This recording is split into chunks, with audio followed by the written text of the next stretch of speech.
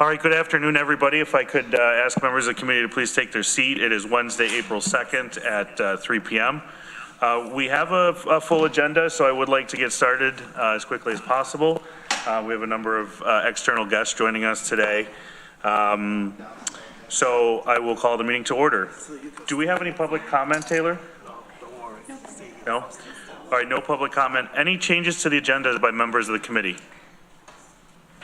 All right, the only thing I will mention is that Chris Spawn has asked to, when he joins us, to be able to kind of jump into his presentation. He's in the middle of facilitating some interviews in his department and trying to accommodate his schedules and ours. So we might call a little bit of an audible at that point. All right, no other changes to the agenda.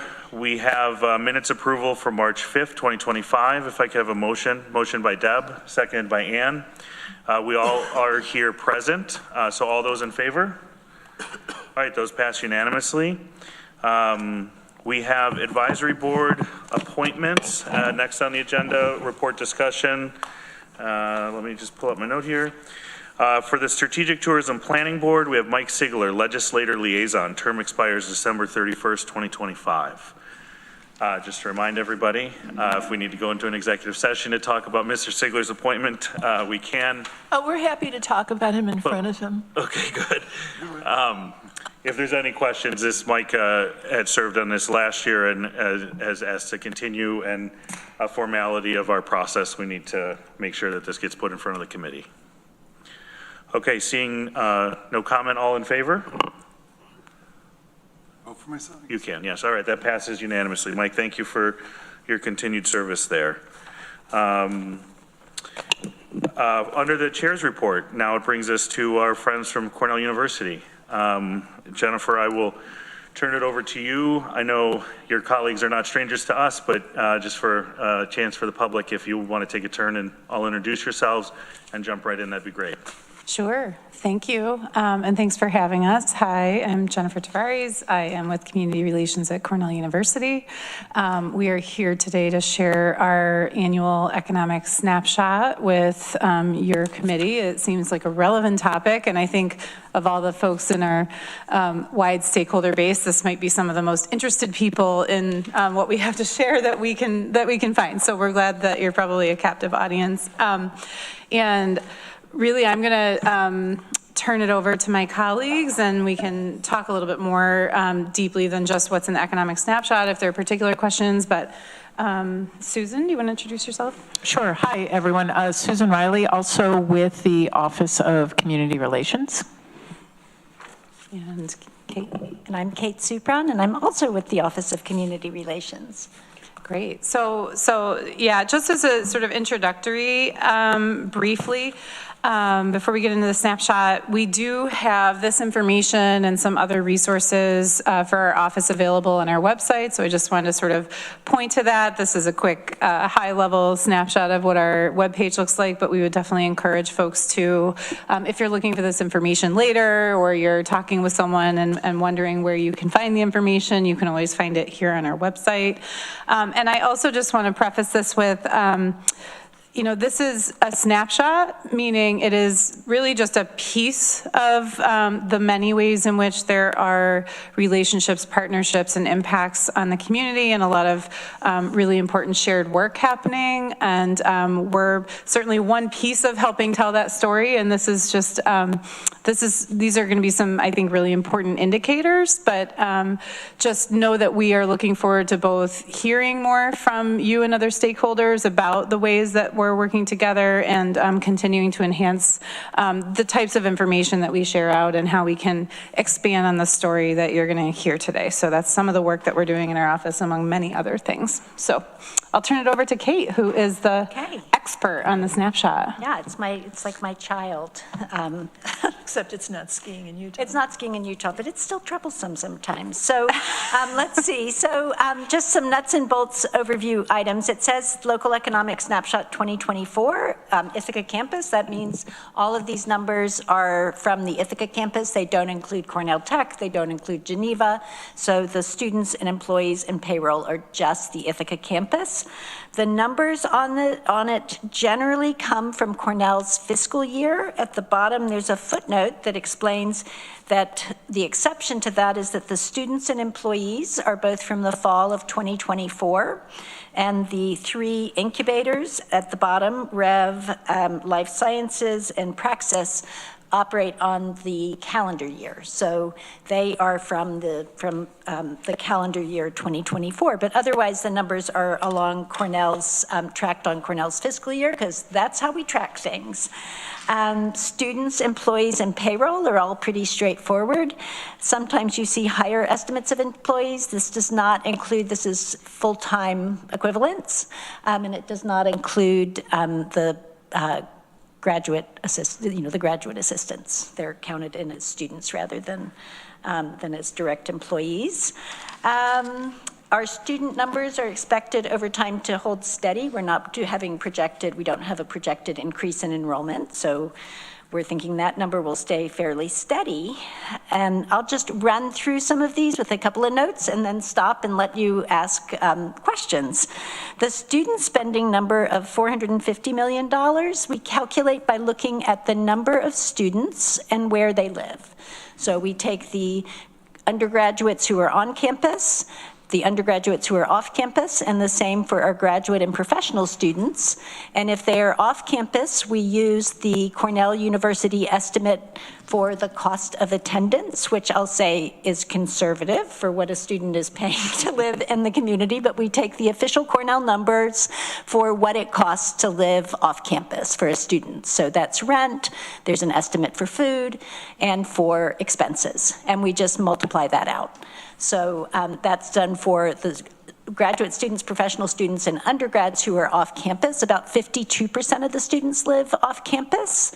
And then for the students who are on campus, we're of course not counting their room and board because that's not coming out into the community, but there are their estimates of what they're spending in the community, a little bit for food, some supplies, that kind of thing.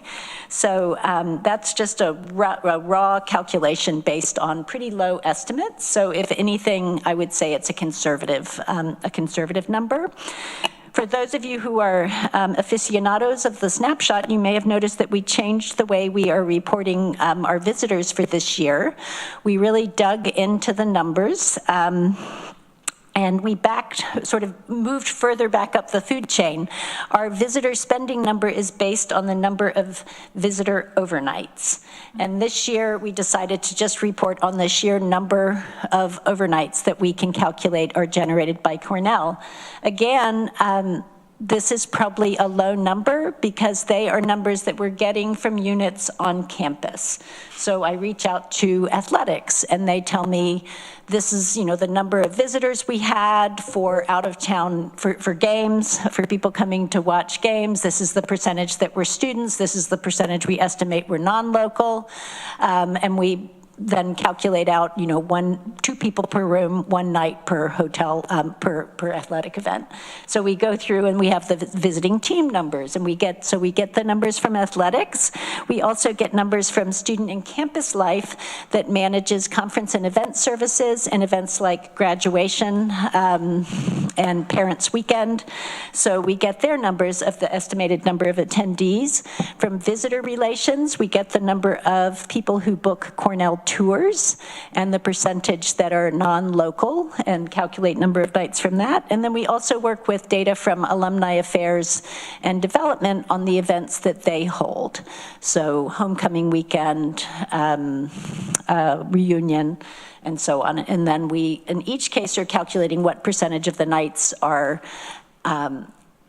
off campus. So these are the numbers of, or we're just trying to calculate the number of nights. So we're looking at the 252 is the number of nights that we can calculate. I think if you worked with the visitor bureau or we're talking to local hotels, you would come up with a very different number.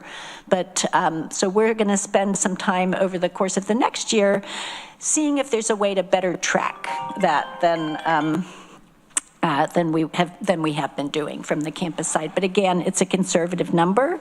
Purchasing and construction, I think, speak for themselves. Both are for Tompkins and surrounding counties. And then we get into the fun pots of local contributions, property tax, and municipal fees. Local contributions increased significantly year over year, in large part because this was the first fiscal year that had the Cornell MOU, increase to the Cornell MOU payment to the city in there. Next year, it will also roll in with the payment to the town of Ithaca. It also, another increase was from the Child Care Development Grant that Cornell is making for 5 years to the Child Development Center, which has had, I don't know if anybody's tracking it, but we're so pleased with the results. It's resulted in 200 new child care spots. Some of them, I think like 70 of them are online and the rest of them are coming online, but the grants have been made for the child care providers to increase the number of spots they're providing. So that's been a tremendously successful investment. Property taxes, always a good one.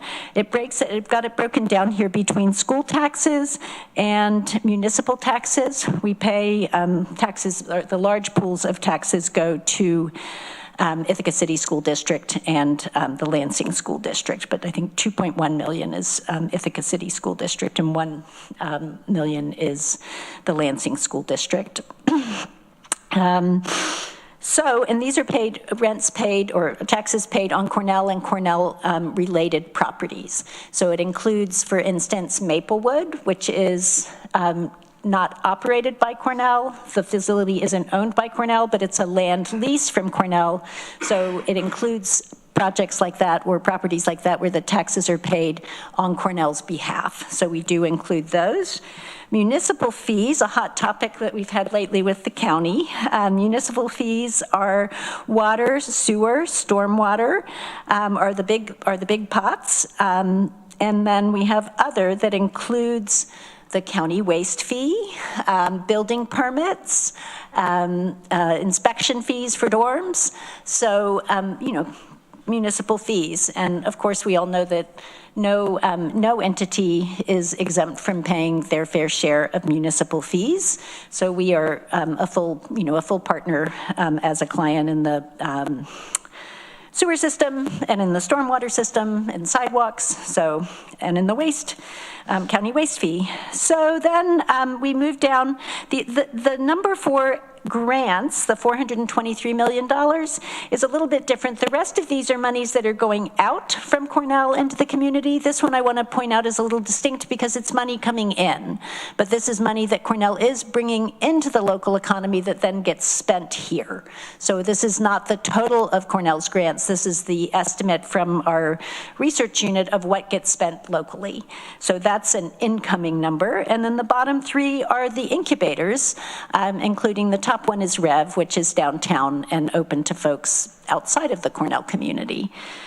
And those numbers go, they cycle year to year based on where their companies are in their development process. So some years they have more jobs, some years they raise more money. So that's what I've got. And I am happy to answer questions because you can imagine there are spreadsheet behind spreadsheet behind spreadsheet for each one of these buckets of numbers. We'll open it up now for questions. Deborah? Yeah, I have a couple of questions. Thanks, Kate. I know it's a big job putting all these numbers together.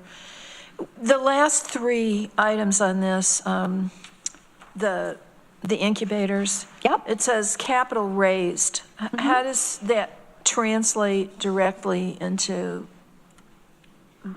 contributions to the economy? I see the jobs tabulated, but how else does that work? Well, I would imagine that there's some purchasing, but it's the money that they are spending, and I think you're right that a lot of it would be on the development. It's on their development process for their products. But it's phrased as capital raised, not money spent. So I just wondered if that's a one-to-one relationship. I It probably isn't. I think it really depends on the company, right? Right. All of these companies are very different, so who their suppliers might be and where their capital needs to be spent probably looks very different. Somebody that's creating more local jobs and has more payroll expense, obviously we're going to capture more of that in the local economy than someone who maybe their suppliers is further away or they're really in a high development phase with their startup. So it probably varies significantly. Okay, thank you. And then the other question I had was, this $423 million in federal, state, and corporate research grants, how do you anticipate that might be impacted going forward under the current administration? I think it's probably obvious to everyone that we are anticipating impacts. We certainly aren't in position to give you a dollar figure of what percentage of this. As you know, there's any number of efforts to target particular types of research or particular types of grant funding. There are legal challenges and there are other processes at play that, will help us know in the future what that might look like, right? So, I think what is important is to know that there's a lot of expertise and strategy around trying to lessen the impact to the university and in turn to the community, and that folks are going to be doing everything they can to preserve, obviously, this work and the very important ongoing research that's happening here in Ithaca and Tompkins County. But it's a little hard to, as you know, things change on a daily, weekly basis. Minute by minute. And, so I think it's a little hard to predict exactly where things might land in 6 or 12 months. Well, we wish you the best of luck because it affects all of us. Yeah. And Koreman. Thank you for the information, and just wondering if you had any, don't have to give it to us now, but just corresponding information on some of these metrics during COVID, because I know from the county's perspective, our sales tax was quite down to next to nothing during COVID. Part of it was local spending from people who live here all year round, but a good portion of it was because students went home. Yeah, there was a lull. The biggest decrease was in the estimated visitor spend.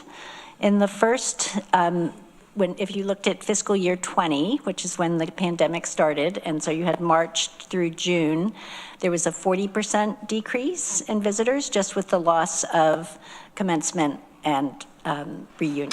Were huge events that were missed. The next year, the estimated visitor spending was down from the pre-COVID levels to about, it was a 99% decrease in the number of visitors who were coming specifically for Cornell. There were no tours, there were no sports events, there was no commencement, there was no reunion, there was no homecoming. So that is the number that really has a huge impact in the local economy, and that is the number that really went down during COVID. As you all know, we kept our students on campus, which at the time some were unsure about, but it turned out it was really good for the community because we kept our students here. So they were paying their rents, they were buying their food. And again, more than half the students live off campus. So that number remained fairly steady. Construction spending decreased because a lot of construction projects were on pause. Visitor spending last year, when we were still using the same calculations of coming up with a dollar figure, we had recovered to the pre-pandemic level on visitor spending. It had not gone up based on inflation, but we were back to the same estimated level of visitor spending. Well, thanks for correcting me too. I guess I had thought I'd remembered students went home. So students at Cornell did not go home. They went home in March of 2020, but we brought all students back to campus in the fall of 2020 and we had a super rigorous testing program where each student had to be tested. I think it was 2 times a week, and then I think it went to 3 times a week, and they couldn't bunch them up so that you couldn't have, because we were trying to keep the students here. We didn't want them, not only did we want them here, we wanted them to come here and stay here so that they weren't traveling and going home and coming back and bringing the virus with them. Well, a belated thank you for all you did to help get the students back and protect them and your employees and the community. Yeah, Thank you. yeah, it worked out as well as it could have. And so there's that one. I have a question, Yep. if I may. There was a recent purchase in Collegetown of 301 College Ave by the university, large plus, I think 15 plus million. Yep. Any thoughts or things you can share about intended purpose or use for that facility, or why the university would be interested in such a prime College Ave location? I'm going to give that one to Jennifer. You know, so for quite a while, there's been interest in Cornell taking a little bit more of an active role in the Collegetown neighborhood. There's certainly other local partners that are interested in improving that area of the community. Right now, we don't have immediate redevelopment plans to share or specific plans that we can share. I think just the important thing is knowing that we want to partner with other community members in the city, et cetera, on, what does economic revitalization look like in that part of the community, and how can we be a key player in that. So in terms of, there shouldn't be any immediate changes related to the property or the tax status or anything along those lines, which I know is the aspect that people are most immediately interested in. So I'll just answer that question for you. We're not anticipating any immediate change or impact. The timeline for any changes to the property is probably a ways out. Okay, so just to clarify what you mean by tax status, as I'm sure it'll relate to tenants and in-place leases, et cetera, being honored and maintained through regular course of business. So operating as sort of in a for-profit capacity. That's why you don't see the tax status. We're not anticipating any changes immediately. There are tenants there. We're anticipating that will be the case, at least for the immediate future. Okay. Well, we can't wait to hear the plans when they're ready for prime time. Because I know nothing's a mistake at Cornell. So whenever you have a chance to share those, we'd love to hear what they are. But thanks for the surety that in the immediate future, nothing will change. Mike Sigler. I just have two questions. And I guess I could ask Nick this question too, but how did you come up with the number 450 million for student spending? Like, how do you, that would seem like an odd number to be able to come up with. It is a really easy number for us to come up with, actually, it's more complicated than, say, having facilities tell me how much we, spent in purchasing. I'm sure on their end that's complicated. For me, it's simple. We do the calculation. We take the number of students, and we look at 4 groups. There's undergraduates who are on campus and undergraduates who are off campus in community-based housing, and the same for our graduate and professional students. And then if you go to the Cornell website each year in the financial aid, student financial aid section, there is a page called the true cost of attendance. And that gives an estimate for graduate students and undergrads living on and off campus for what their anticipated expenses are. So Cornell puts forth a number for what it costs to rent, what a student should expect to pay in rent, what they should expect to spend for food, and then their incidental expenses. So for the students who live off campus, and I believe it's like 97% of the graduate and professional students do not live in university-owned or operated housing. So that money, so for graduate students and then for the undergraduates, and it, I think, is now at 49% of the undergrads are in the community, since we've pulled some back with the North Campus residential expansion project. So we just take the numbers of students in those categories and multiply it out based on the estimates.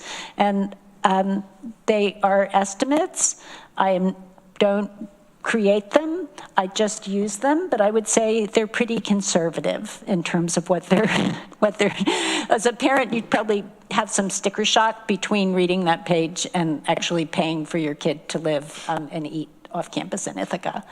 But we just use the official Cornell numbers. So it's pretty conservative. And then another interesting piece of that, of course, is the biggest piece of that the biggest factor or piece in that bucket are rent payments.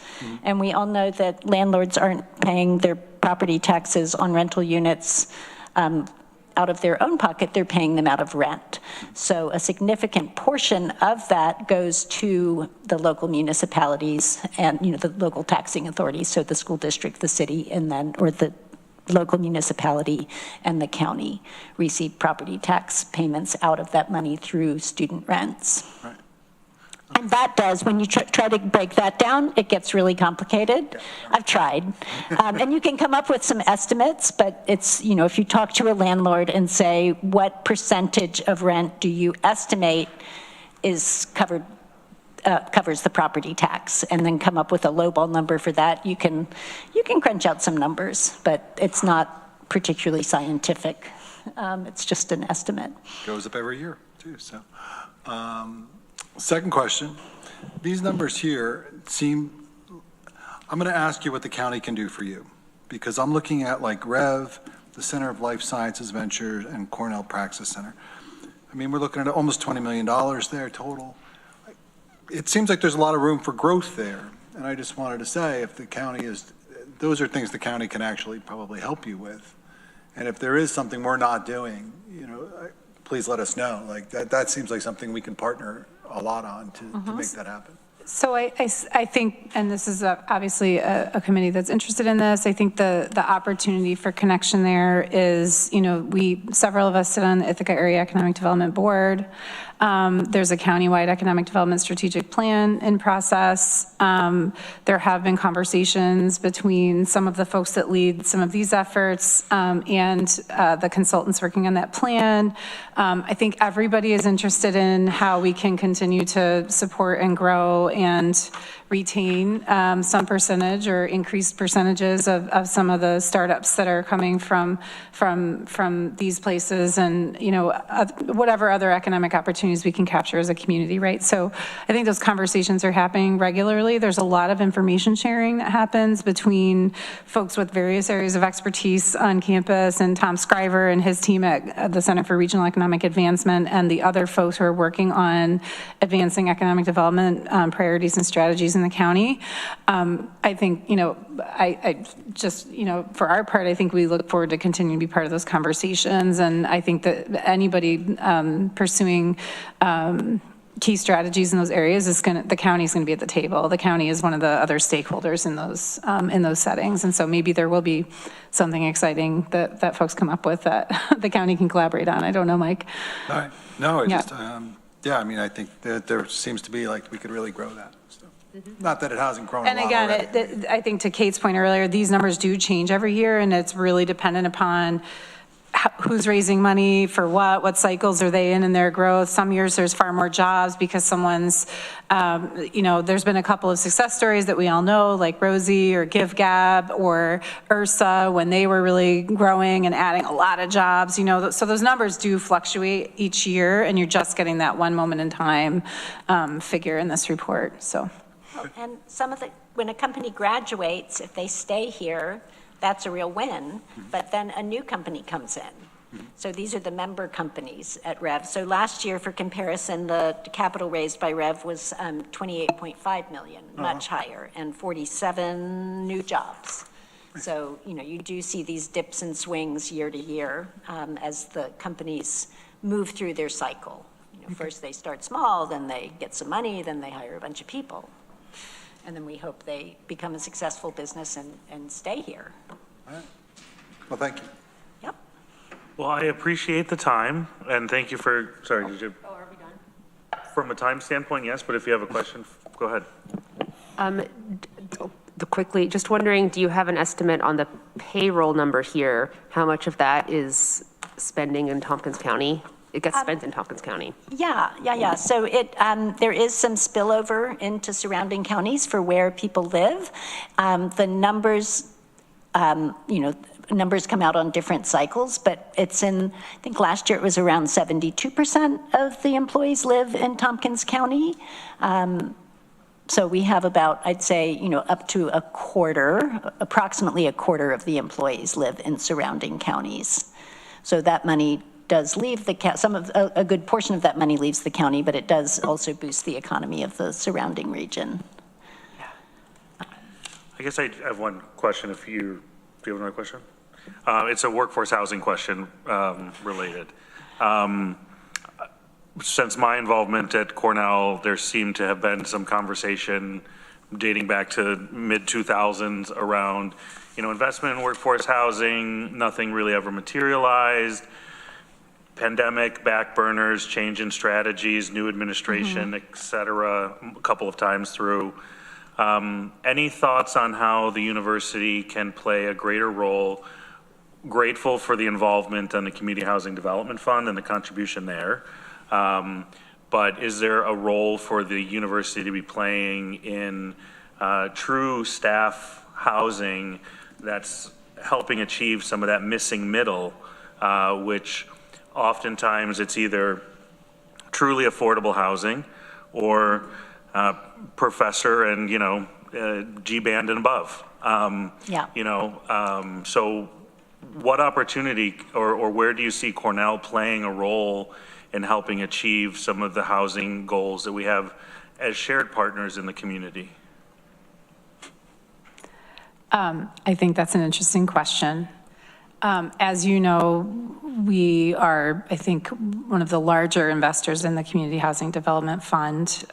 For example, last year, enough projects came through that fund that our contribution was $460,000 into that fund, into projects that were in the pipeline.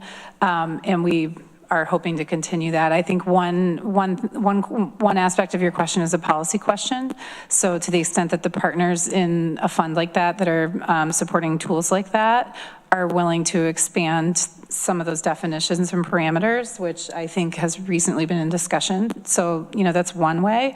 I also think I've observed, and I think many of us have, that there are a lot of folks with expertise around planning and zoning and, some of the actual policy issues that would help advance more of that housing being built in our community. So I would just say continue to look at Cornell as a partner. If we can help bring someone with expertise to a table or be participating in conversations with other community leaders on these topics, I think there's a keen interest in doing so. And of course, you're maybe opening the door for a final pitch on the Town Gown Housing Conference, which is next Wednesday. We would just encourage anyone else who wants to attend. We can probably still squeeze a few more folks in. We have over 75 people coming from not just this community, but communities all around, peer communities all around the upstate New York. And hopefully there will be some interesting conversations about, unique solutions and strategies in that setting as well. So I think there's probably more to come, and yeah. Great. Well, we'll look forward to continuing that conversation. And just to clarify the expanded definition comment for those sure. that may not have clued into what that actually means. For those of us that are involved in the Community Housing Development Fund, is there's a conversation going to be taking place at the IDA Next Wednesday about expanding the IDA's definition and contribution from 80% AMI to 100% AMI, which would help make a greater investment in that missing middle, which was what was referred to in the previous question. So appreciate again Cornell's involvement and obviously the resources. As we all know, it takes dollars and cents to put bricks and sticks together to make physical space. So any opportunity we can have to collaborate in a financially significant way together, we'd welcome that. And I think we talked about it at the more policy-oriented committee, Deborah, your other group. But I would just say too, again, if there are bigger policy priorities that we share that our team and the county can partner on or work together on advancing, I think everyone knows that door is always open, but please do reach out. And if there's a way that we can provide support or add some dimension to those conversations, I know our Albany team is happy to do that. Great. Yeah, and one of the sessions at next week's conference is on that missing middle.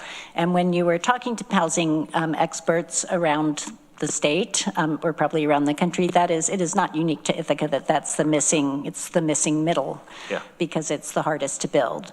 And I think we've seen, and Jennifer and I were just talking about this, that we have a lot of new rental units that are at the very high end, and that has created some softening in the rental market. So Yeah, for sure. I don't think that I believe in trickle-down development, but, you know, it does soften the market a little bit to have those units. And then we've done the county, I think, has done a good job on affordable housing, but it's, the trick is that middle piece. Yeah. Well, I'm sorry, I'm not going to be able to make it because I have a scheduling conflict, but thank you. And again, congratulations to university on naming a president.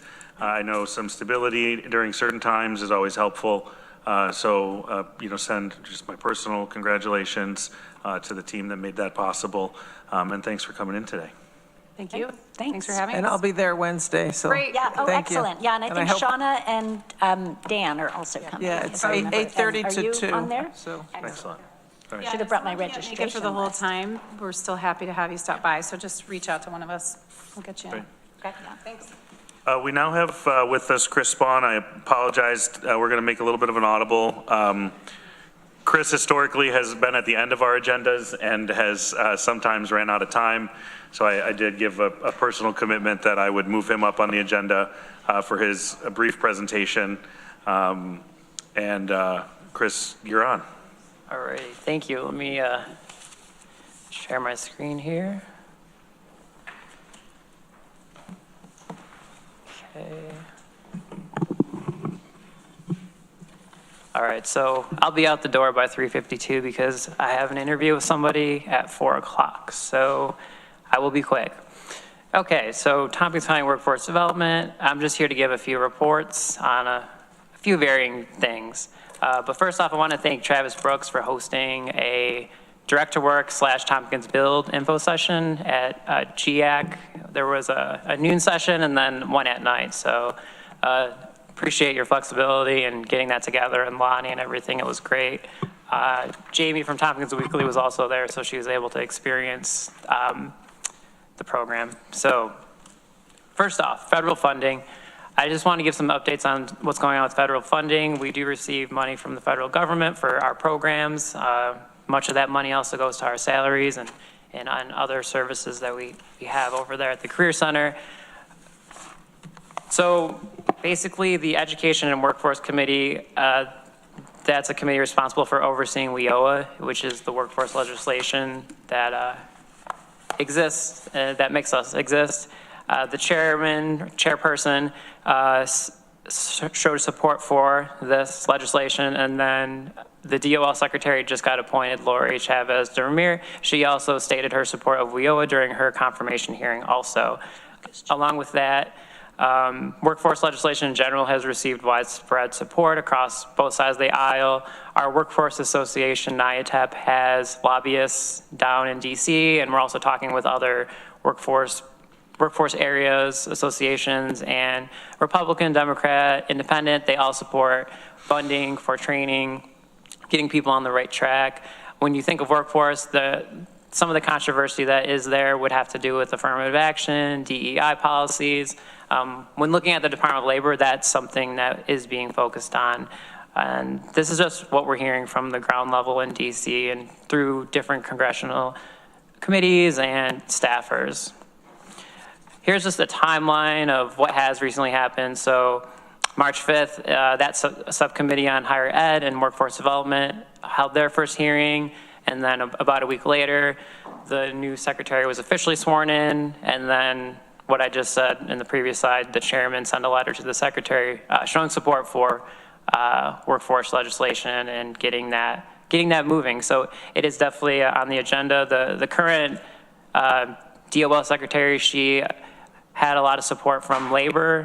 When she was in Congress, she also supported some pro-labor legislation. She was the only Republican to co-sponsor it in the House, and then one of 3 that ended up doing that.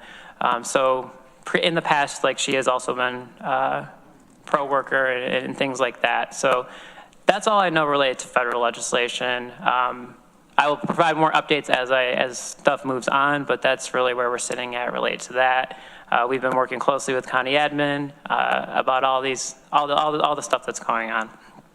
Second part, Center of Government. I just want to give an update. Many of you know that there will be the Center of Government building, and 2029 is where workforce development is expected to move to. So we had our initial meetings with whole architects and the county to talk about our space, our needs, our programs and services. So myself and Department of Labor Leadership and Diane, our deputy on the board side, were there to talk about what goes on in our department, what we need. So we went through a lot of those issues and challenges and concerns that we had. And our biggest concerns are our participants and them being able to access this building. If there's parking, our participants range. We have a disability workforce program. We have people as young as 14 that we work with, all the way up to however old someone gets when they're looking for help with work. Along with that, we have people coming from all over the county. A lot of them don't have a job or they're looking for a better job, so parking can be a challenge for them to get here, paying for parking. Even if you have a nice job, it's like, man, I'm paying that much for parking. So they're just talking about a lot of different challenges that we have. While I was there, I advocated to be on the first floor of the Center of Government. I believe we all want to be on the first floor of the Center of Government, but I'm just relaying what I know and what I see my participants and what community partners say to me when they find out about this building. And yeah, that's a lot of partners. That's a lot of what they ask. They're like, oh, that's great. You're moving out of the Center Ithaca space, but you know, are you guys going to be on the first floor and things like that? So that there are a lot of it is going on in the community. They are curious of like how is this makeup of the building going to look. And I've expressed this to some legislators, partners, the previous county administrator and the current county administration is aware. To me, the first floor represents increased visibility, accessibility, and foot traffic. So it's very hard to find our current career center at the Center Ithaca on the Commons. The dream is, you know, storefront, first floor, you know, people can see it, people can walk in, they can feel comfortable coming to us. That's that part. I'm done with that part. So we are moving along. Final part, or second to last part, 3 of 4, mission, vision, and branding. So the mission, vision, and branding of our department is under review. So as you know, last year we restructured into a new department called Tompkins Workforce Development. It used to be the Tompkins Workforce Development Board Department and then the Office of Employment and Training.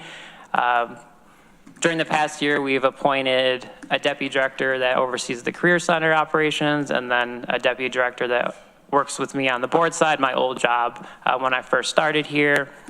And then we just recently filled in a youth position that we asked the legislator for as an OTR request last year. So that person actually just started on the 31st. So we've worked through all that stuff, and then now we're getting to be at the point where we're almost fully staffed.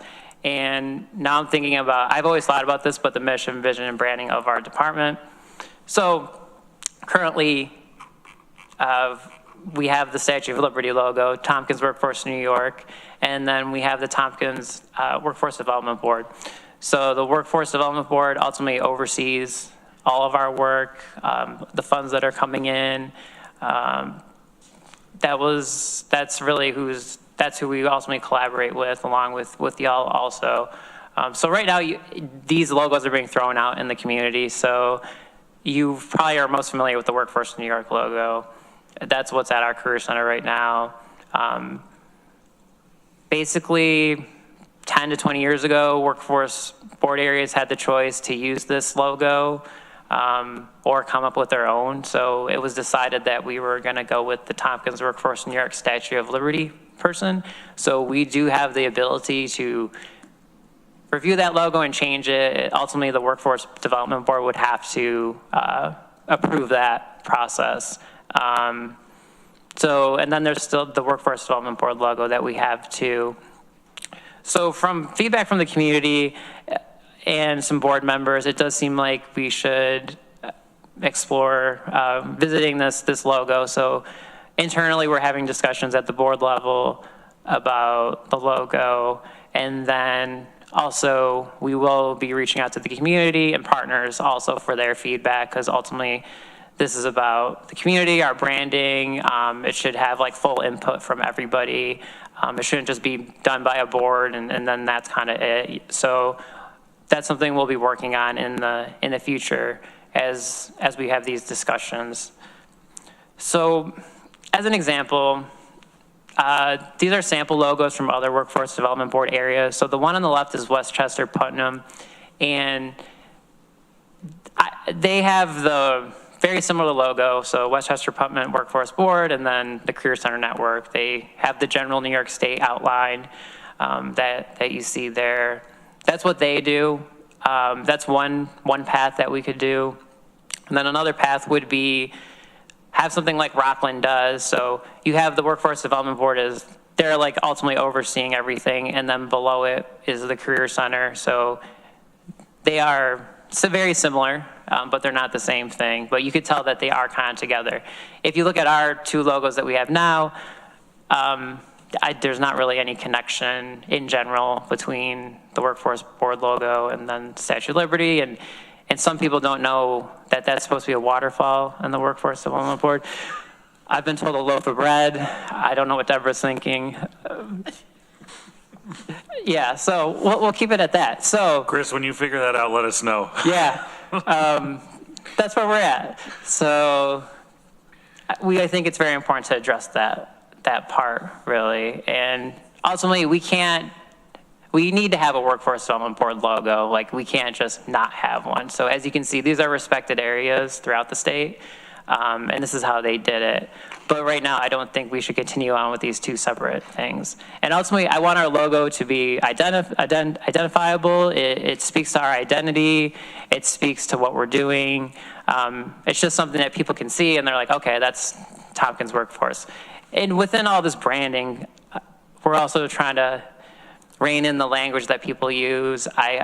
You hear people say Career Center, Workforce New York, One Stop, Workforce Board, all these different things. We're trying to figure out what's the best language to use and consistently use that from our end. So I'm saying the same thing consistently at every meeting, and then the community can also use similar language, because it can get confusing to new people, or even if you've been here for 5 years, it's like Career Center, Workforce. Where does Chris work, or where does Ty work? It can get confusing. So that's also part of our process when thinking about this rebranding. And final part, youth programs. We have the youth employment program going on. So we got this money through the GIVE initiative from the state. It's very similar to SIAP, but it is outside the summer, and you have to be a resident of the city or town of Ithaca.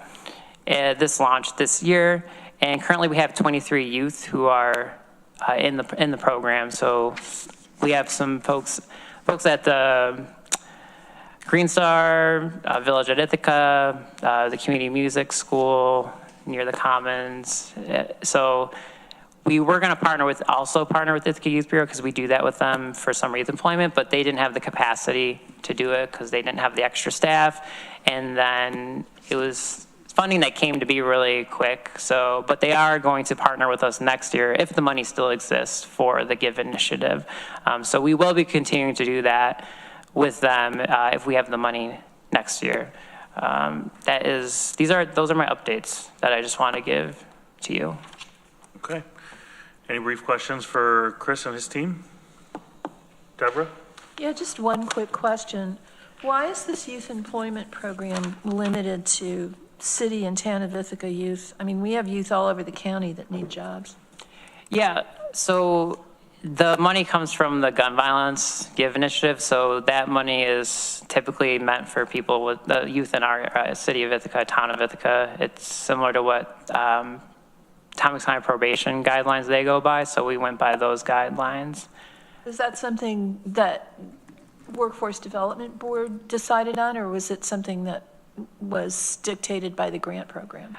Yeah, dictated by the grant program, because in the spirit of it, it really is meant for youth that are threatened by gun violence.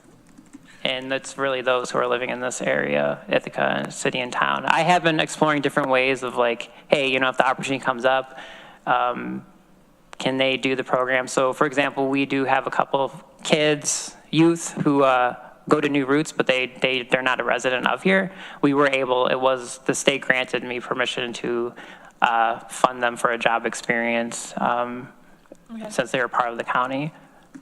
So Chris, to Deborah's point, because I I think maybe agree with my colleague's line of thinking. What about students, like, I live in the town of Dryden, but my student goes to Ithaca City School, and has, friends in the city, walks around in the city, takes part in the city. How, I mean, and I think some parts of the town of Ithaca, and it's like, that's not even anywhere like remotely near some things that you may be considered. I'm curious how we get to, should we look at it by school district? Should we be looking at it?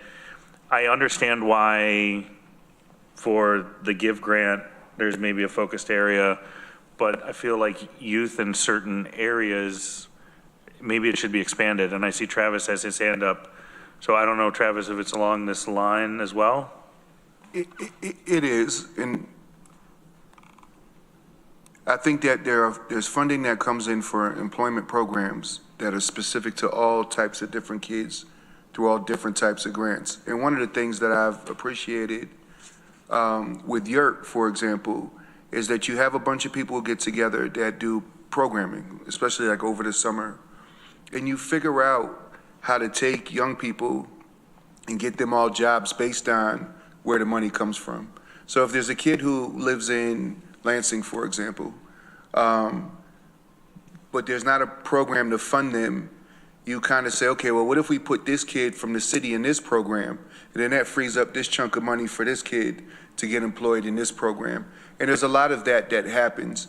And so I know that there's grants that are specific, but like I said, I really appreciate the work that you all do in trying to figure out how to take all those funds and get them to all the kids that can work by kind of figuring out what kid goes in what bucket. I hope that makes a little sense, but I've seen that in action multiple times through the department.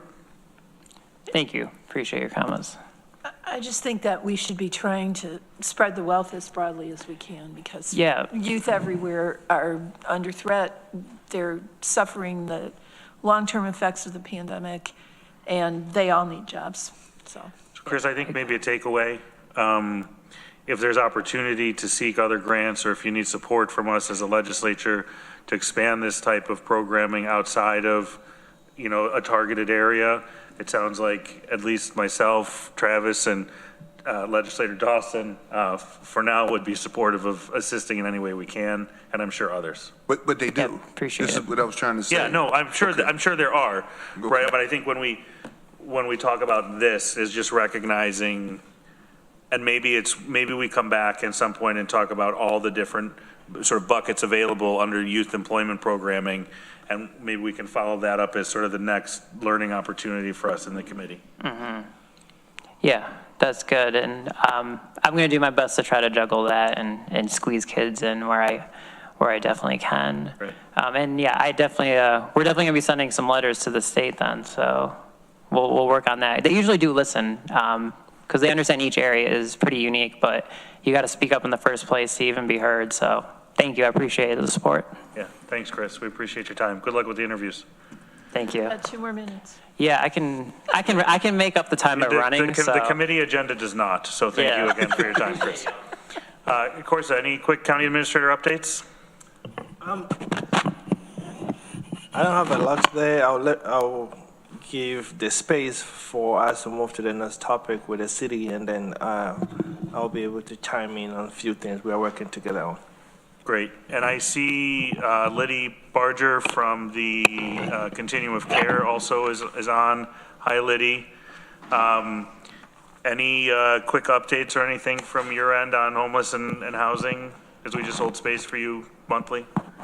Yeah, I don't have anything too relevant or pertinent, burning desire to say today. I do kind of want to highlight, just so people are aware, that our permanent supportive housing projects are basically at capacity, at full occupancy at this time. So when we think about system flow and how people are going to exit homelessness, right now we are experiencing a bit of a bottleneck. And so our coordinated entry list is very long, and there are 0 occupancies, especially for adults, within those for things that coordinated entry can refer into. And we also have a real shortage of housing choice vouchers and other rental assistance supports available to people. Just putting that out there, we're kind of at like a little bit of a worse than usual in terms of vacancies, et cetera, situation. Lydia, do you think we could maybe put on the agenda for next month or a future meeting to be determined, some data, some numbers behind that and hold more space and time on the agenda for that conversation? Okay. Yeah. I'm going to leave that to you to help drive and steer that ship. But I think the committee would appreciate an update just based on those comments you just made. Cool. Thank you. Thank you. All right, now I'll turn it over to one of my personal favorite Tompkins County alums.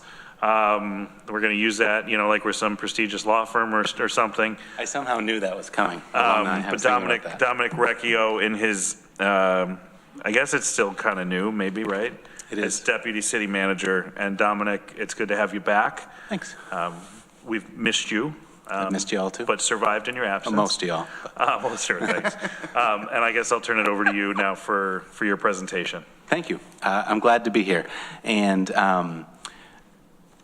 so yes, I've been in the role of Deputy City Manager at the City of Ithaca for just over 3 months.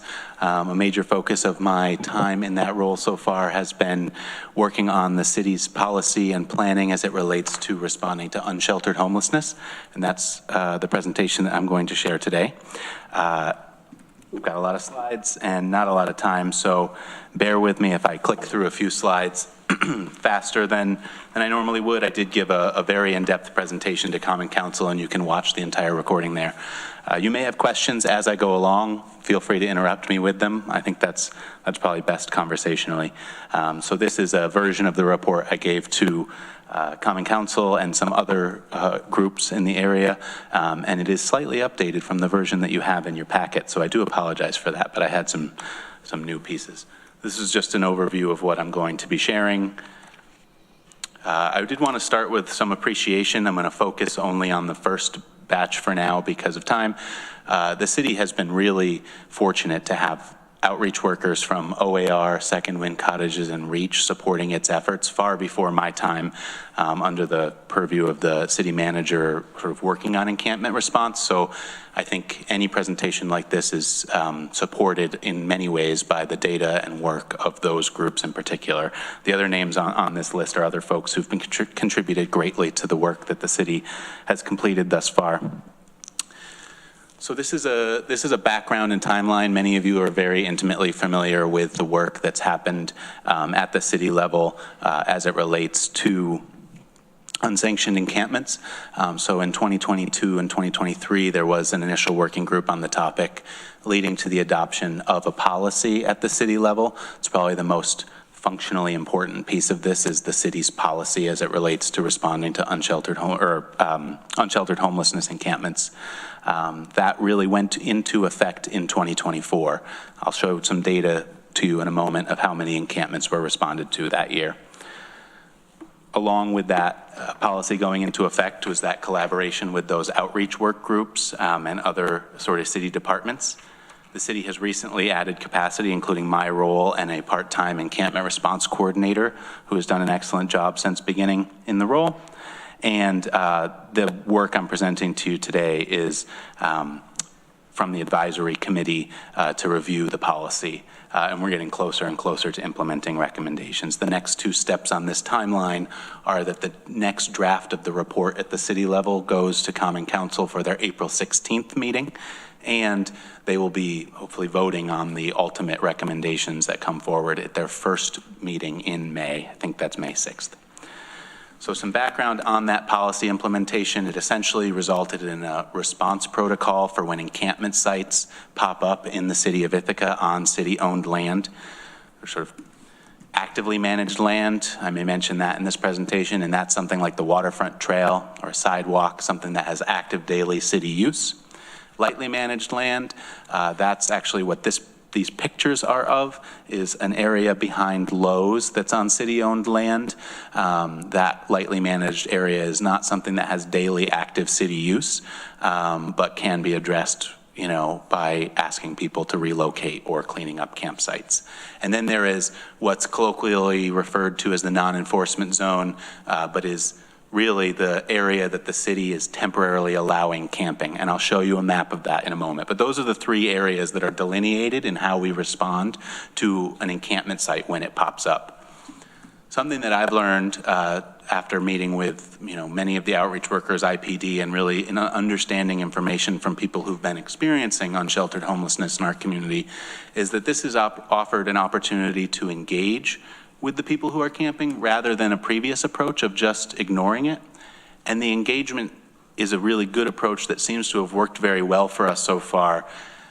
Instead of having an enforcement approach, you'll see many communities in the US have a sort of encampment sweep type enforcement approach, and that's really not what this is.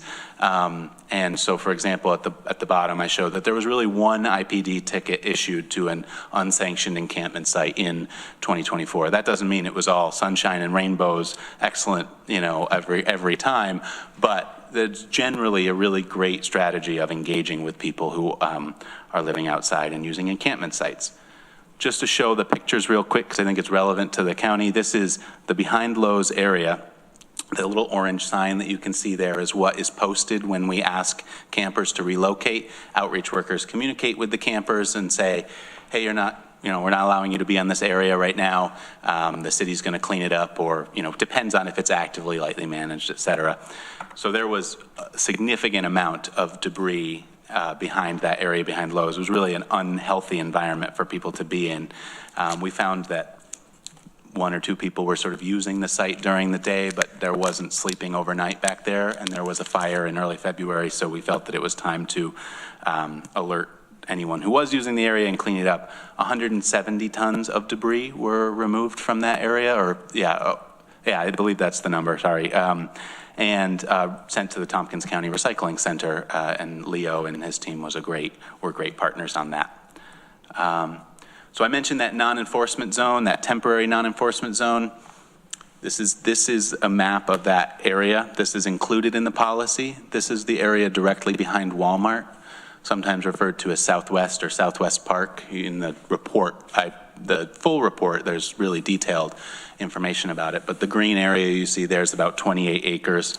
This is a drone photo of the area. Thanks, Rob, for having this already on the county's database. And the little marker there is about the same location in it. So this non-enforcement zone exists in a way where we're suggesting if someone is camping in an area they're not allowed to be, and when an outreach worker communicates with them, they cannot find housing or other resources, which, as we know, is at a real premium and limited. This is an area where people can relocate to within the city. These are just a couple of photos of the current state in early February of the encampment area. The one on the right is the access loop road that you can see in red on the map to the left. So this is really scene setting for when I get to what the recommendation to improve this area is. I just want you to have a lay of the land. So I mentioned that we addressed the city. I wasn't there at the time, but the city addressed encampment sites that popped up throughout the city in 2024.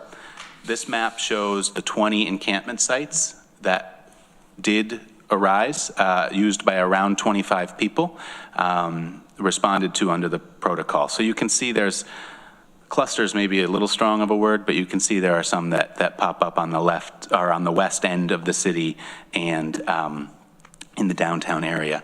I'll share a little bit about what we've learned because we took the data from those 20 encampment responses and we talked with outreach workers who helped engage with people and asked them what themes we learned. So these are the following themes. I think these are very relevant for the county. Maybe some of them are more relevant to HHS, but we heard about, as you all know very well, the lack of local shelter beds with a specific need once the code blue season ends, perceived uncertainty of the situation available at shelter sites, including the inability to shelter with a partner or animal in some circumstances, challenges finding housing when someone is ready for that housing, a loss of temporary assistance and other barriers to pursuing entitlement programs, in some cases due to work requirements, challenging paperwork, substance use disorder, et cetera. Some folks who have been housed in permanently supportive housing units may have been unsuccessful at achieving stability in them and ended up back outside. Some folks were fleeing an unsafe situation in another municipality in New Tompkins County or Ithaca as a safe place to be, either from their childhood was one example, or a place they had previously lived. We did hear of some uncertainty about access or feel safe in that southwest area, that non-enforcement zone. So that's part of our goal to improve it, and a desire to camp close to medical services. We surveyed people with lived experience, and this I'm going to go through. I know we're limited on time, so I'm just going to hit some highlights. So we asked about desired improvements that they would like to see made to the non-enforcement zone where we allow camping. Trash removal was the first item that came up for a lot of folks. Showers and toilets were the second thing, and you can see a few other pieces here that came up. When asked about support systems that have worked well for people who are experiencing unsheltered homelessness, the most often answered item was nonprofits and volunteers who help to offer resources. Some comments about IPD, but people don't feel generally as comfortable reaching out in every circumstance, and that they enjoy filling out paperwork without having to go to DSS in some circumstances. Resources needed for when people are ready to find housing, help with applications and paperwork, keeping their documents safe, follow-ups from the folks serving them. And again, this is 19 individual responses and a focus group of people who've experienced unsheltered homelessness recently in the community. Can we clarify, are all of these respondents people who have been homeless? Yes. Okay, thank you.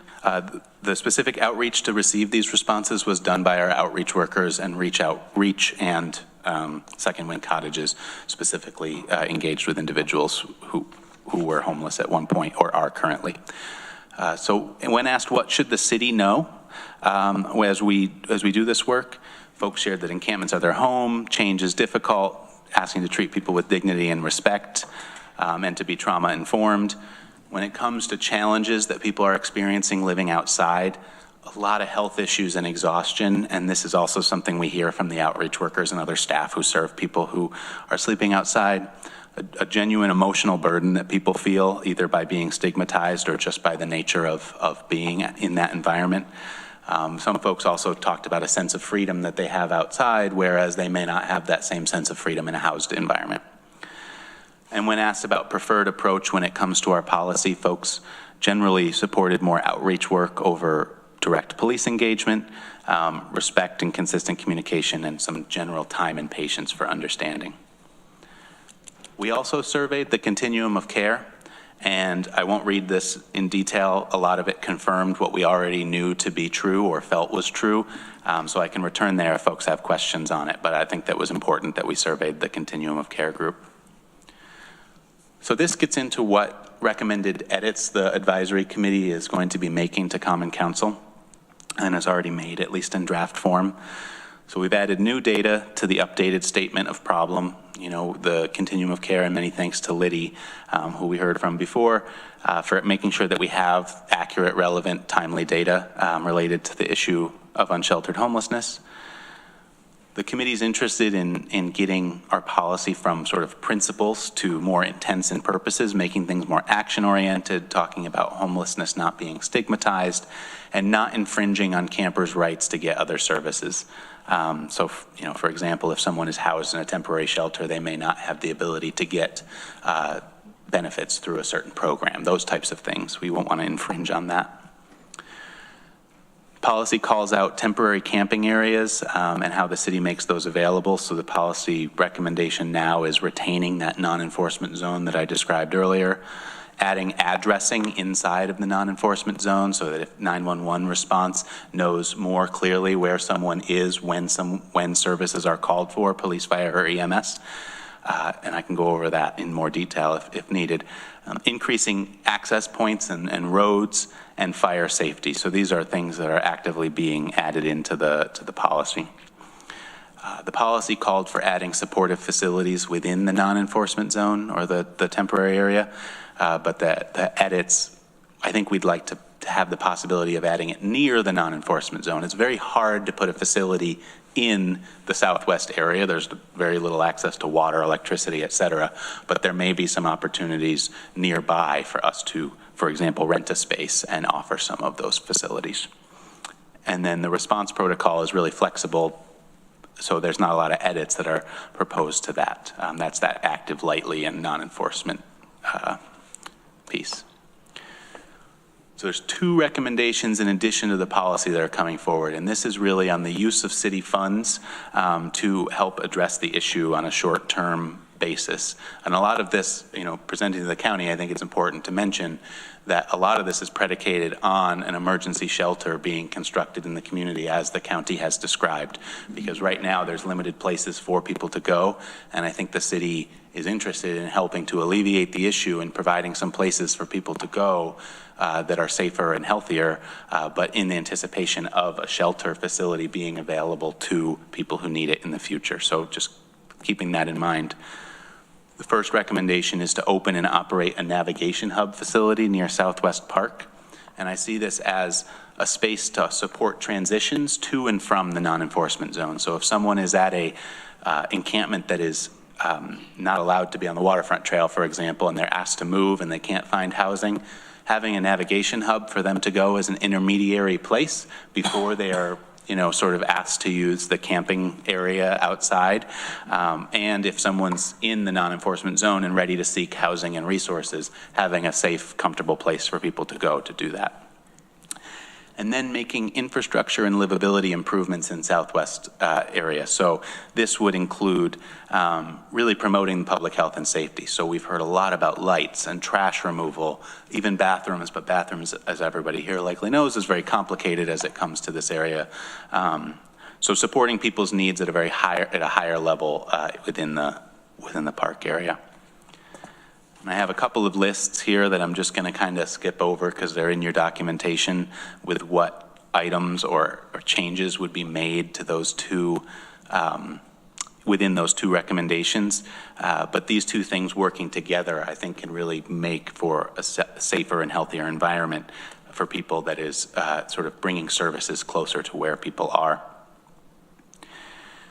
When it comes to the implementation using city funding, I think there are resources, but they are limited. So the two important points here, I think, to note are that there's money available in the capital program, but it'll be, we're not able to rent a navigation hub with the funding for that. We have about $150,000 for operational expenses, so we're being scrappy on how we budget some of this together and don't have all of that quite ready for prime time yet to share.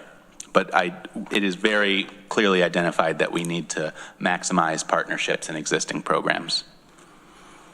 I'm going to skip over that for now and just go to, these are relevant, I think, for the county when it comes to broader community considerations. These are things that the city isn't within the city's purview in every case to do these right away, but these are things that are worth advocating for based on what we've learned. So year-round shelter bed access, lowering barriers to services, additional permanent supportive housing beds, partnerships, policing alternative programs, and then swift implementation of the Medicaid 1115 waiver program.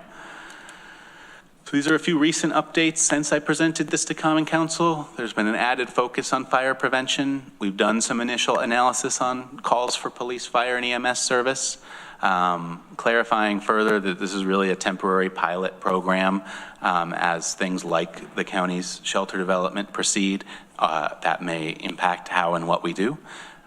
We are working very closely with the environmental health team from Whole Health around campground regulations as it relates to this area, because right now it's sort of not regulated within the campground rules of New York State, but I think there's a path and a scenario for us to do that in a thoughtful way with environmental health. We've been working very well with them. And then I think there's been really great conversation, and many thanks to Corsa and Bridget and Mona from the Community Justice Center. We've been discussing different partnerships that could exist within the navigation hub if the city were to begin such a facility. And that is the presentation. I know that was a bit of whiplash, but I'll take any feedback or questions that people have, and I can go back to any item that you might have as well. Deborah. Yeah, Bunches of questions. Yeah, you really covered like a lot of ground in a very short time. One question I had was this Medicaid 1115 waiver programming. What happens if Trump kills that? Yeah, that's a real challenge. That's a question for New York State. I don't have the answer to that. I've been wondering the same.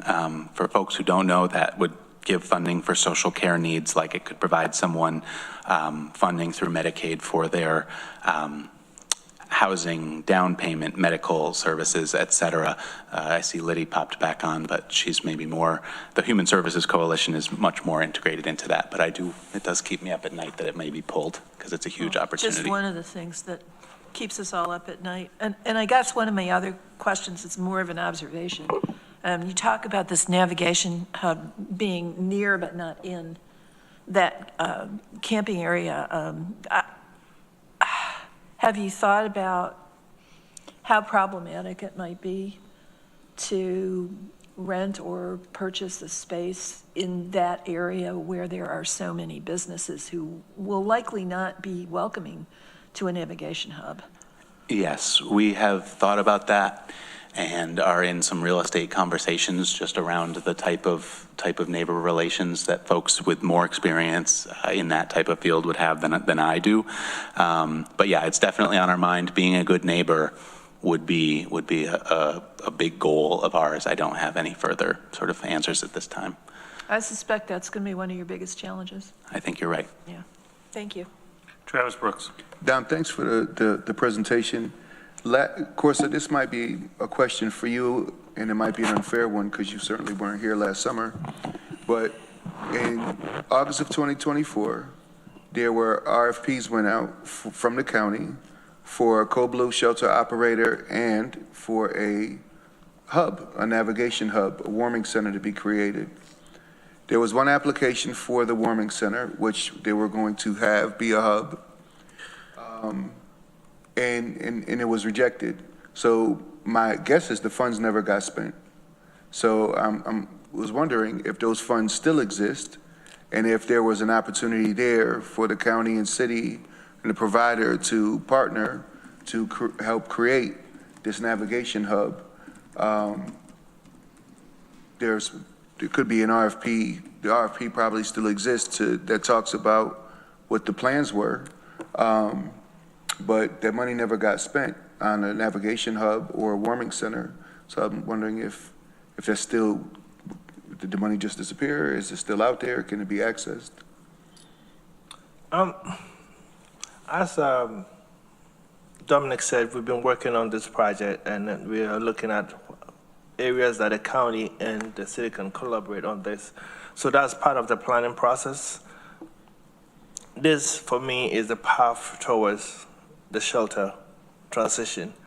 And yes, we are looking at reissuing an RFP again to get a service provider to operate in that vacuum. I don't know what the funding is.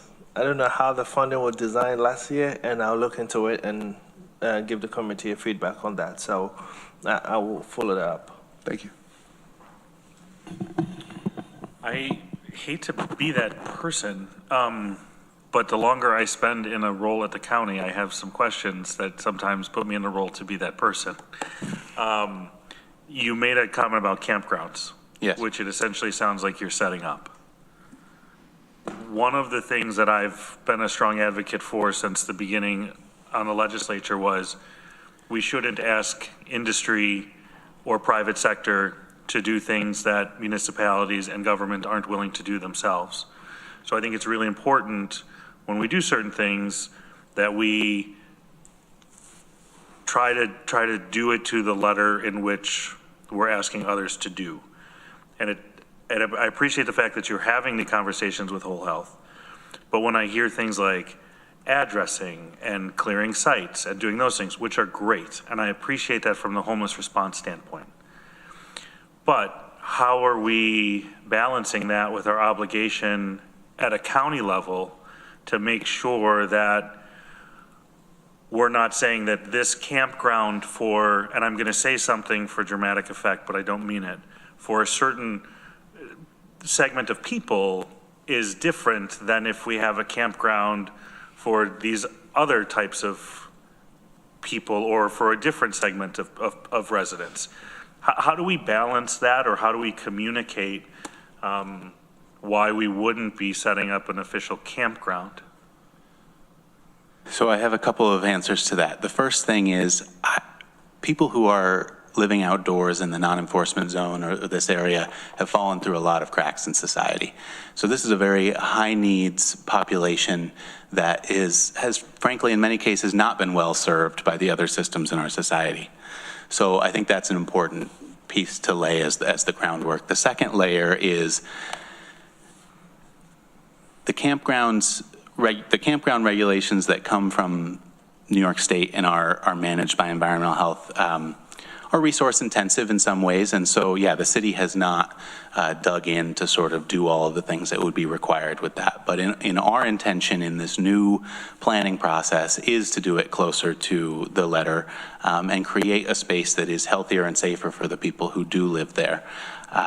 When it comes to the difference between what we would ask a private business to do versus what government would do, no private business can operate a campground in the city of Ithaca. It's not allowed in the city's zoning. So this is very much outside of any normal procedure that would exist within the city.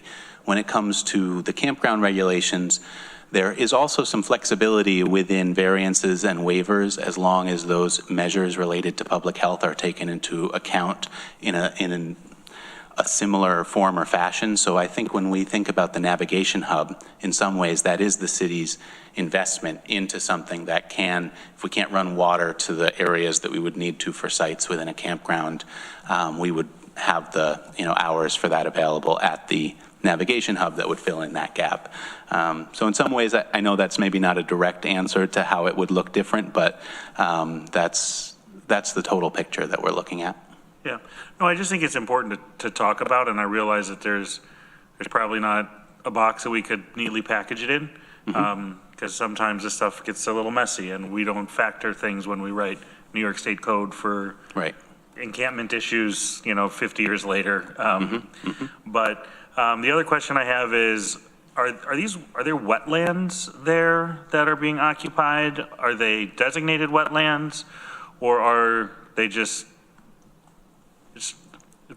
wet areas, and the difference would be Lands that are wet.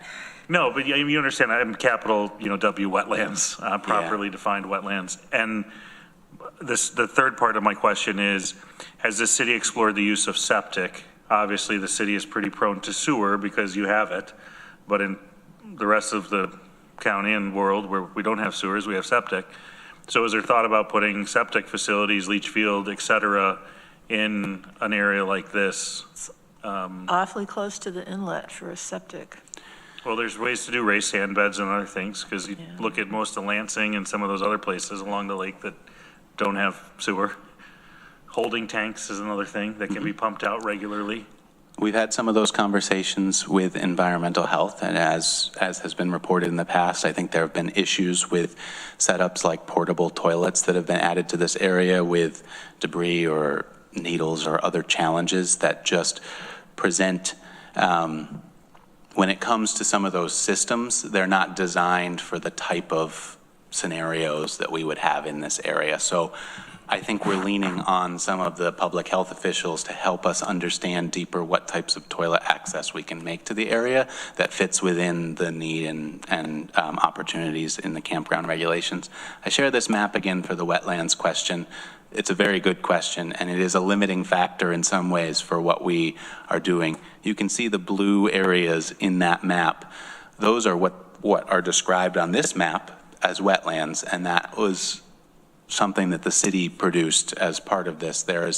I am just learning a lot about wetlands and what is regulated by DEC and the Army Corps of Engineers and the little flags they put in the ground and cattails and birds and all of that, which I didn't anticipate, but that's fine. So you asked part of that, are wetlands currently being occupied? There may be one or two campsites that are within one of these blue areas, but generally it seems to be a self-selecting process where people who are moving to the non-enforcement zone are selecting areas that don't typically get wet or would be more suitable for their habitation.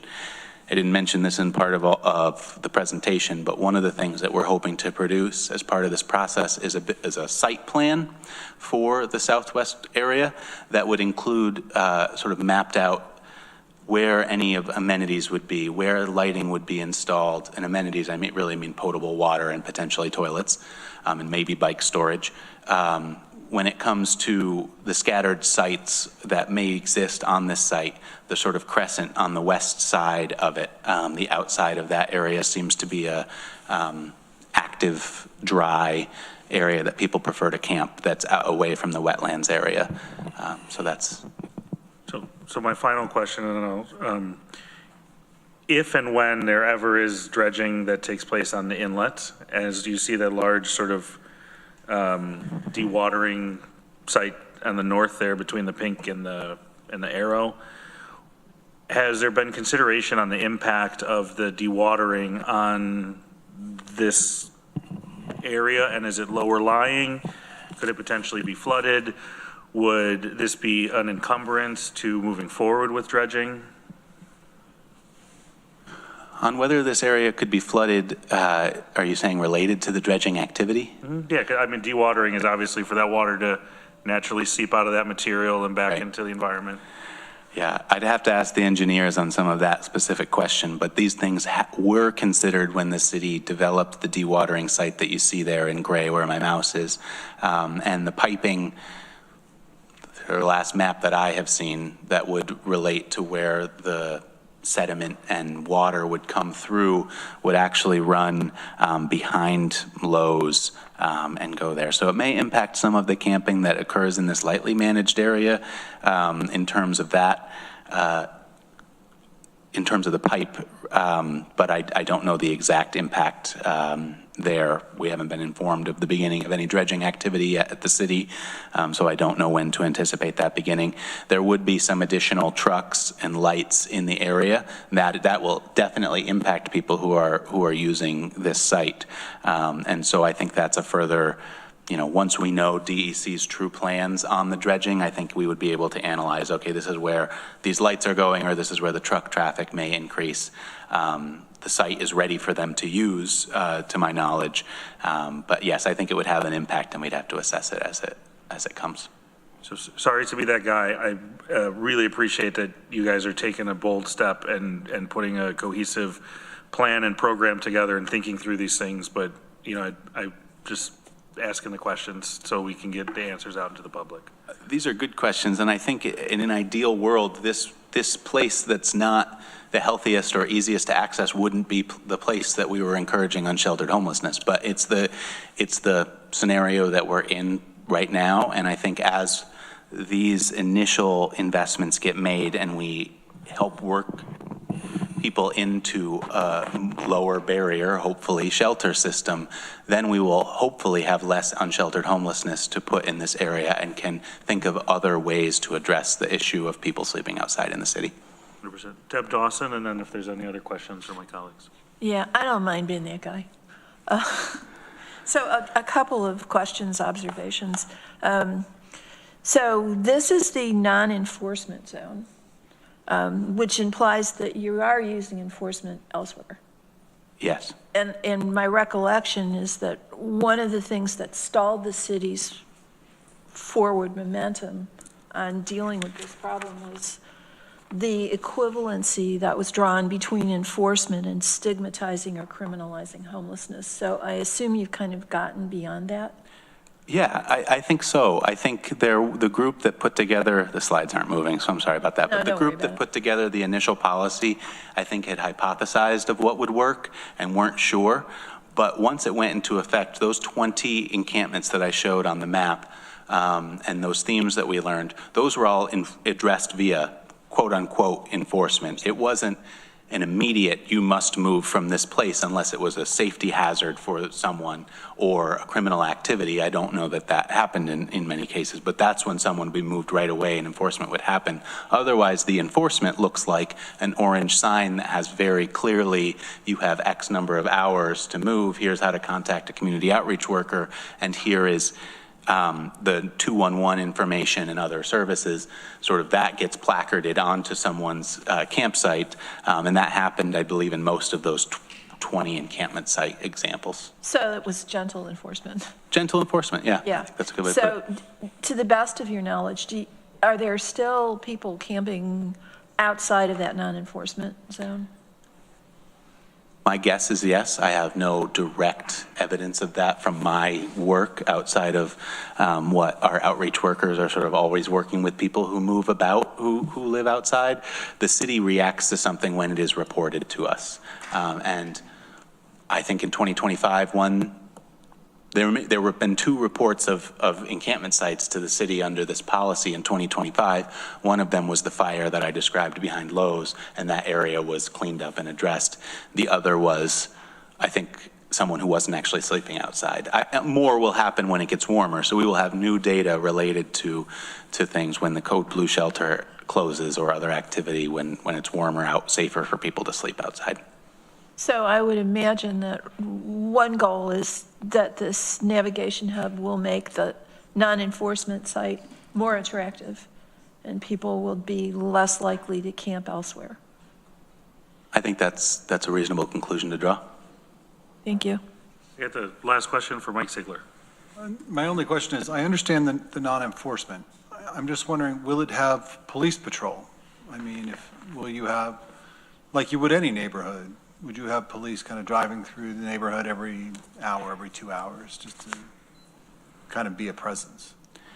To my knowledge, areas where encampments are regularly reported do include regular police interactions and patrol to the area. I don't know how deeply they go on a day-to-day basis into the southwest loop, but I've been back there with police officers several times, and they have, really cordial relationships with many of the people who live back there and are in many ways a trusted partner for some folks, and they're not afraid to go to that area.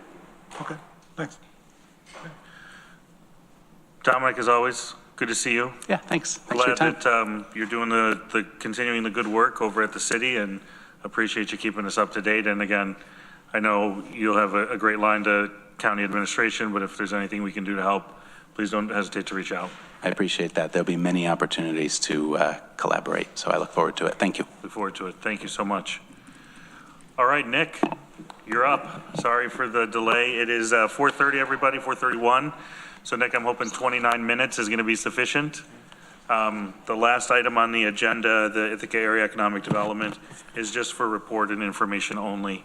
Nick, you're going to round us out here with your visitor profile study and then a couple of the resolutions that you have. Yeah, thank you, Greg. So I'm going to hand it over to Jamie and Andrew, who are joining us today from Future Partners. They are the consultant that we retained to do this visitor profile study. They're going to get into the methodology and some of the findings. If you really want to dig into the results, we've already posted the full report to our tourism program website, so you can flip through that. The report we have here will be a bit of a condensed version. Without any further ado, Jamie and Andrew. Hi, everyone. I hope you can hear me okay. Thank you so much for the time. I'm going to go ahead and share my screen. Let me make sure you can all see this before I get started. Are you all able to see the screen okay? We are, yes. Thank you. All right. Thank you so much for the time today, everyone. Really appreciate you letting us present to you all. I'm aware that we are a little short on time, so I'll try to keep this as brief as I can. We'll probably have to just skip through a couple things just to make sure we don't run over time. But as Nick mentioned, this was a project that Future Partners conducted in partnership with Tompkins County. It's a year-long visitor profile study. It's been about a year and a half of the total process, but really excited to be able to walk you all through the findings today. So again, we've got a lot of ground to cover today, but just wanted to set the stage a bit and briefly review some of the objectives that were established at the start of this research back in late 2023. The overarching goals of this research were to really understand the Tompkins County visitor from a multifaceted perspective, not just their experiences of recent visitors, but also perceptions of the destination across people who have not necessarily been to the destination recently or ever. We've got a high-level list here of the sort of lines of questioning that were included in the online survey that was used to collect data from both past and potential visitors.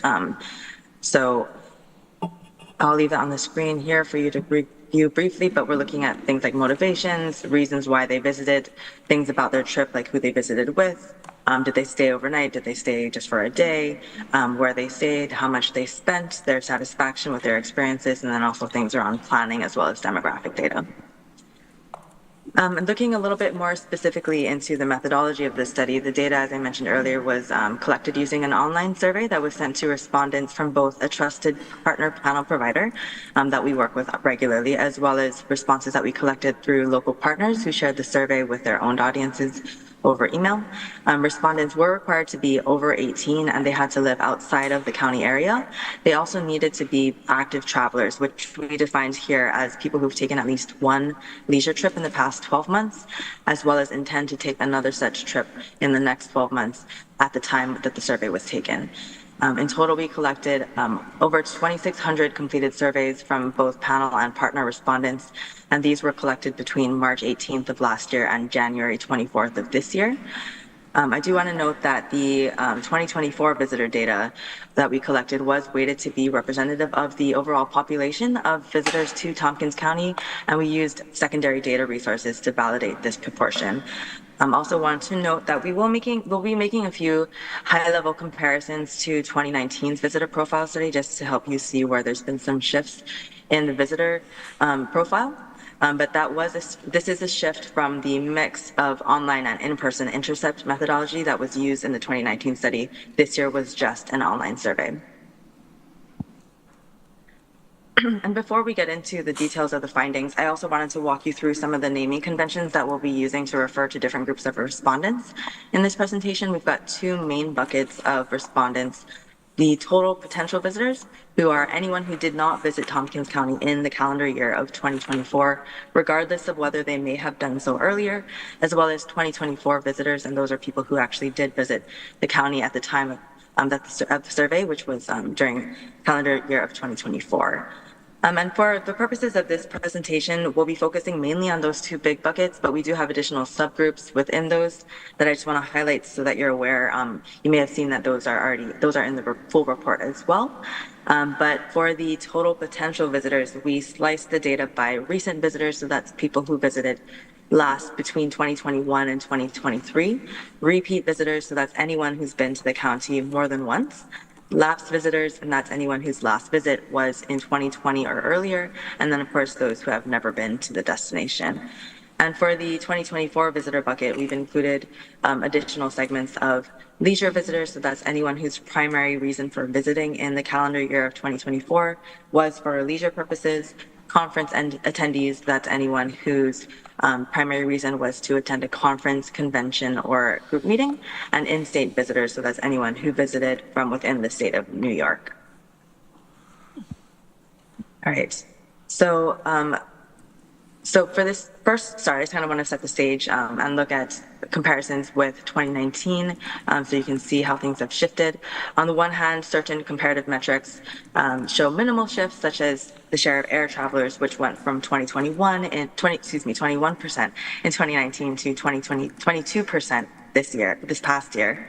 And leisure visitors, which shifted from 38% in 2019 to 36% in 2024, as well as likelihood to return, which grew slightly from 80% at the last study to 83% in this study. But there are a number of other callouts where we have seen some more notable changes in the visitors. The first one is overnight visitation, which dropped from 78% to 59% of those surveyed in 2024, and the share of those who actually stayed in paid lodging increased, on the other hand, from 60% to 74%. We also saw a shift in the length of stay from 2.5 nights to 1.8 nights for the 2024 study. We're also seeing a increase in the share of repeat visitors, which went from 76% in 2019 to 81% in 2024. I also want to call out that the daily in-market spend per party grew from $366 in 2019 to $511 in 2024. This does outpace the inflation rate between 2019 and 2024, so not all of this increase can just be attributed to increased cost, which means that visitors are starting to spend more while they're in market. So moving on to look at who these respondents are. So among the 2024 U.S. visitors to Tompkins County, the New York metro areas did comprise the top 5 markets, with the in-state markets of New York City, Syracuse, Binghamton, Rochester, and Elmira Corning representing the top markets for that group. For the total potential visitors, while New York City also tops the origin markets for that group, the remaining origin markets that rank highest are out-of-state metros with the exception of Rochester. We asked all of our respondents how many leisure trips they've taken in the past year, and what we found was that all the respondents are frequent leisure travelers. More than half of 2024 visitors took 5 or more leisure trips in the past year, with an average of 5.8 trips. And at a slightly lower frequency, the total potential visitors reported an average of 3.5 leisure trips in the past year, with about a quarter saying that they took 5 or more such trips in this period. We also asked about their planned leisure trips for the next 12 months as well. At an average of 6.1 leisure trips, 2024 visitors to Tompkins County expect to travel even more in the next year. And the same is also true of the total potential visitors, but they did report a much lower average of 3.6 trips. It's also worth noting that a small majority, 53.5% of 2024 visitors did say that they were going to take 5 or more leisure trips, while only about a quarter of total potential visitors said the same.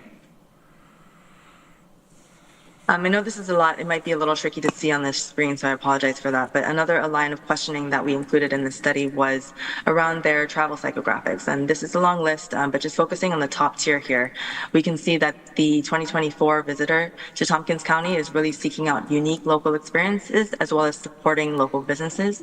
Those were the top most agreed with psychographic statements for this group. This really suggests that these visitors are really keen on finding what's special to each destination that they visit, and also supporting those local organizations that help make those places unique. On the other hand, for total potential visitors, they're more inclined to gravitate toward things like getting good value when they're planning their travels, spending quality time with their family and friends, and also traveling as a way to treat themselves. Respondents were also asked to rank how important, or rather to rate how important each of the factors that you're seeing on the screen here are when it comes to choosing where they go for vacation. And so what you're seeing here again is the percent of those who said that these attributes are important or very important to their decision for a destination. For the 2024 visitors, which is what you're seeing on the screen here right now, scenic beauty was the top most important attribute, followed by about 80% who said that having it be easy for them to find things to do, as well as 79% who said that a variety of reasonably priced lodging options are important. So these are the top 3 most important factors for the 2024 visitors to Tompkins County. Similarly, for the total potential visitors, scenic beauty was also at the top for this group. This was followed closely by the ease of finding things to do as well.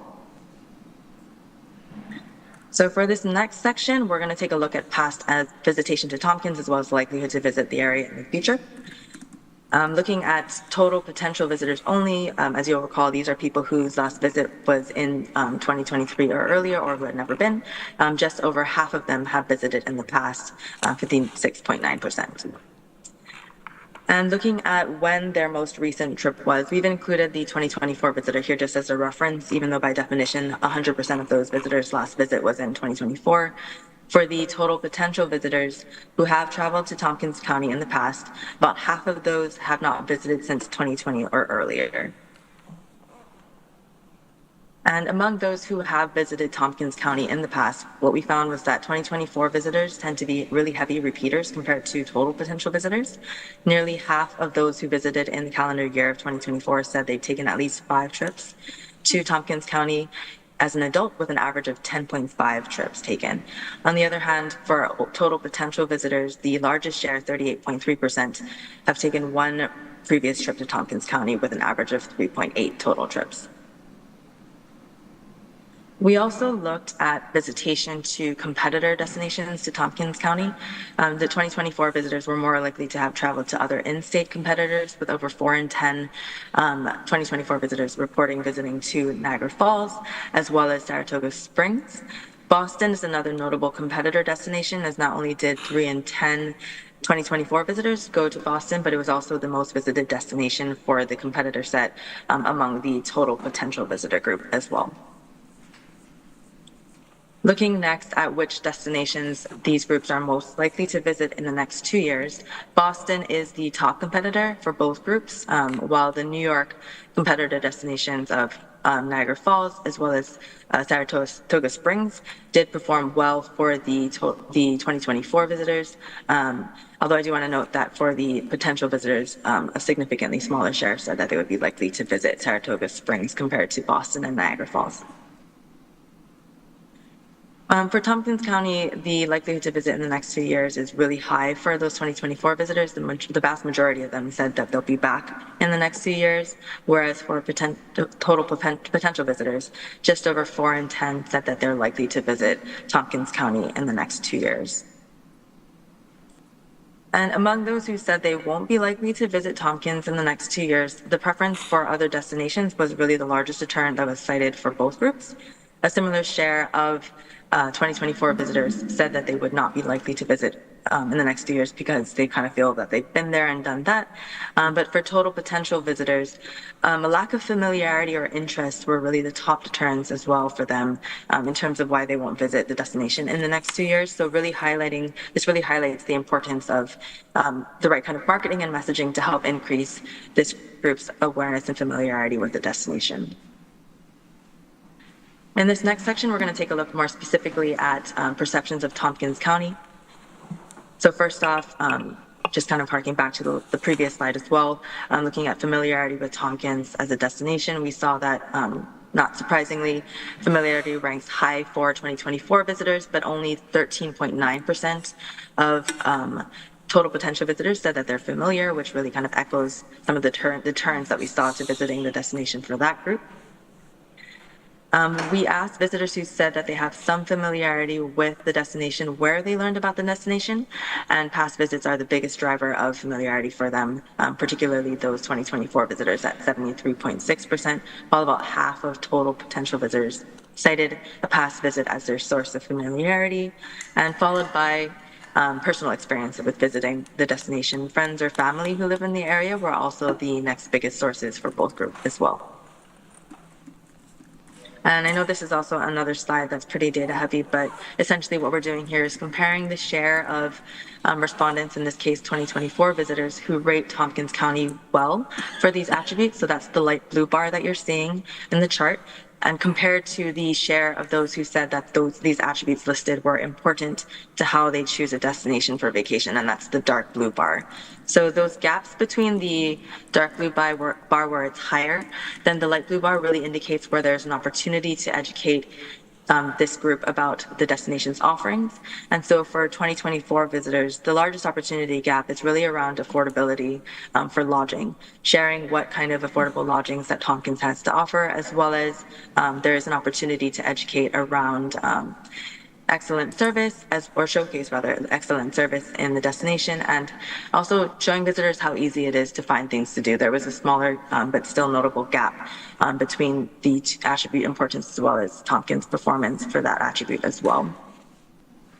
And conversely, for total potential visitors, we really see there's a difference between the attribute importance and Tompkins County perceptions for this group in particular. There's ample opportunity to educate around various offerings, with the one exception of the destination being considered a great location for a conference or a meeting. The share of total potential visitors who rank Tompkins County as good or very good for these attributes is lower than the share of those who said that the attributes are important for them when it comes to deciding where to take a vacation. So really a lot of opportunity to market to this group and just kind of show them what Tompkins has to offer. So this next section will take a look at just 2024 visitors and their experience to visiting Tompkins in the last calendar year. So first off, looking at 2024 visitors' primary purpose for their last trip to Tompkins County, what we saw was that leisure was the most common driver for 2024 visitors, with 21.2% saying that they visited for a vacation, and an additional 15.2% stating that they came for a weekend getaway, which brings a total share of 36.4% leisure visitors. For in-state visitors, we're seeing that they were less likely to say that they traveled for leisure, but more likely to say that they traveled for a weekend or a special event, or excuse me, a festival or a special event as being their primary driver for their last trip. And among those who visited for a conference or business event, 3/4 said that they extended their trip for leisure reasons, with 45.9% saying they extended for at least one night and 29.6% saying they extended for a day. We are seeing that in-state travelers are notably less likely to have extended their trip for leisure purposes. I do want to note that this does represent a smaller sample size, so these findings should be taken as directional. The average travel party size for 2024 visitors was 2.8 people. Over 4 in 10, 42.6% said that they traveled with a group of 2. And conference attendees were more likely to have traveled alone compared to the other segments, although again, noting that this is a smaller sample size compared to the other groups in this slide. The majority of visitors in 2024 reported that they traveled to Tompkins with their spouse or partner, and 1 in 5 said that they traveled with children under 18, as well as a similar share who said they took this trip with their friends. For leisure visitors, they were more likely to say that they traveled with their spouse or children compared to the other segments as well. And over 3/4 of the respondents that we surveyed said that they were the primary trip decision makers, so the people that we were talking to were the people who actually decided to go on this trip. Although I do want to note that among the conference visitors, they did see a slightly higher share who said that the primary decision maker in their group was a friend or their coworker or colleagues.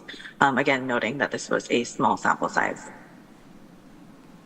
Looking next at modes of transportation, mirroring that high share of in-state travelers that we're seeing, the majority of 2024 visitors arrived by personal vehicle at about 7 in 10, followed about 1 in 5 who said they arrived by plane. Leisure travelers were much more likely to have arrived by car and also more likely to have traveled by plane. On the other hand, when we look at in-state visitors, they're much more likely to say that they arrived by car and significantly less likely to say that they traveled to the destination by plane. In terms of how they traveled in-market, personal vehicles were the top mode for in-market transportation among overall 2024 visitors, followed by rental vehicles and ride-sharing apps. In-state visitors were most likely to have used their own car in destination, while conference attendees were much more likely to have used any of the options that didn't require them to drive themselves, so ride-sharing apps, taxis, as well as Ithaca car share and bike share. Looking at how they departed, this is pretty closely reflecting the arrival transportation mode as well. So the majority left by car and followed closely by, or excuse me, not closely, but followed by 1 in 5 who departed by plane. The segments also reflect pretty closely the breakdown of the arrival modes as well. Looking at airport usage among those plane travelers, we did see that the top airport used by airplane travelers surveyed was Ithaca Tompkins International Airport. I do want to note that nearly 3/4 said that they arrived or departed by airplane, and also of those, who arrived or departed by airplane said that they used that airport. So that was followed very distantly by Syracuse Hancock International Airport. And in terms of why they decided to fly, this is pretty interesting.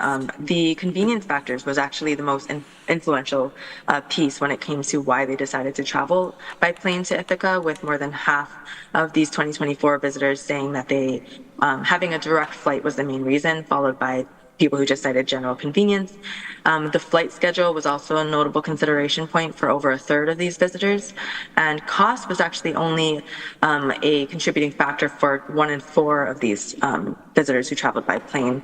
And when we look at the segments, what we saw was that convenience outweighed direct flights as a contributing factor for conference attendees as well as in-state visitors. Looking next at how long they stayed in market, the average length of stay among overall visitors in 2024 that were surveyed was 2.6 days and 1.8 nights. And among the segments, we are seeing that leisure visitors tended to stay longer, with an average of 3.2 days and 2.5 nights, while in-state visitors tended to report a lower average of 1.9 days and 1 night. Looking at lodging type for those who did stay overnight, we found that the largest share, 74.1%, said that they stayed in a hotel, motel, or inn, so paid lodging. And lodging in these sorts of paid situations was highest among conference attendees, which isn't a huge surprise, while in-state visitors were more likely than the other segments to have stayed with friends or family. In terms of who stayed in the paid lodging, the number of people who stayed in a room tended to be around 2.3 people, with 3/4 saying that they shared their room with at least one other person. And conference attendees were significantly more likely to have not shared their room with anyone. Looking at that average daily spend per travel party among the 2024 visitors to Tompkins County, we saw that their average overall spend per party per day was $511, with the largest share of this being attributed to lodging, followed by dining. Generally, with segments, we're seeing that leisure visitors tend to spend more across all categories, especially compared to conference and in-state visitors, with an average daily spend of $649 for leisure travelers compared to $431 for conference attendees and $405 for in-state visitors. And based on the average number of people covered by the average daily spend that they reported, we're seeing that the average daily spend per person was $227. And as with the spend per party, leisure travelers did report a higher daily spend at $267 compared to the other two groups. Another long list here, but just focusing on the top 5 here, we asked what activities they participated in on their most recent trip to Ithaca, and we found that 4 in 10 said that they dined in a restaurant, or specifically a unique restaurant, while about 1 in 3 said they visited a state or local park, visited gorges or waterfalls, and or went on shopping. We also saw that about 3 in 10 went hiking on a trail. So what we really want to call out here is that out of the top 5 activities that they participated in, 3 of these were outdoor activities. So that's really a key activity category for these visitors. Among those who said that they went to a museum on their last trip to Tompkins County, so looking again at this slide, I know this is a bit tiny, but we're looking at about 15% who said that they visited a museum.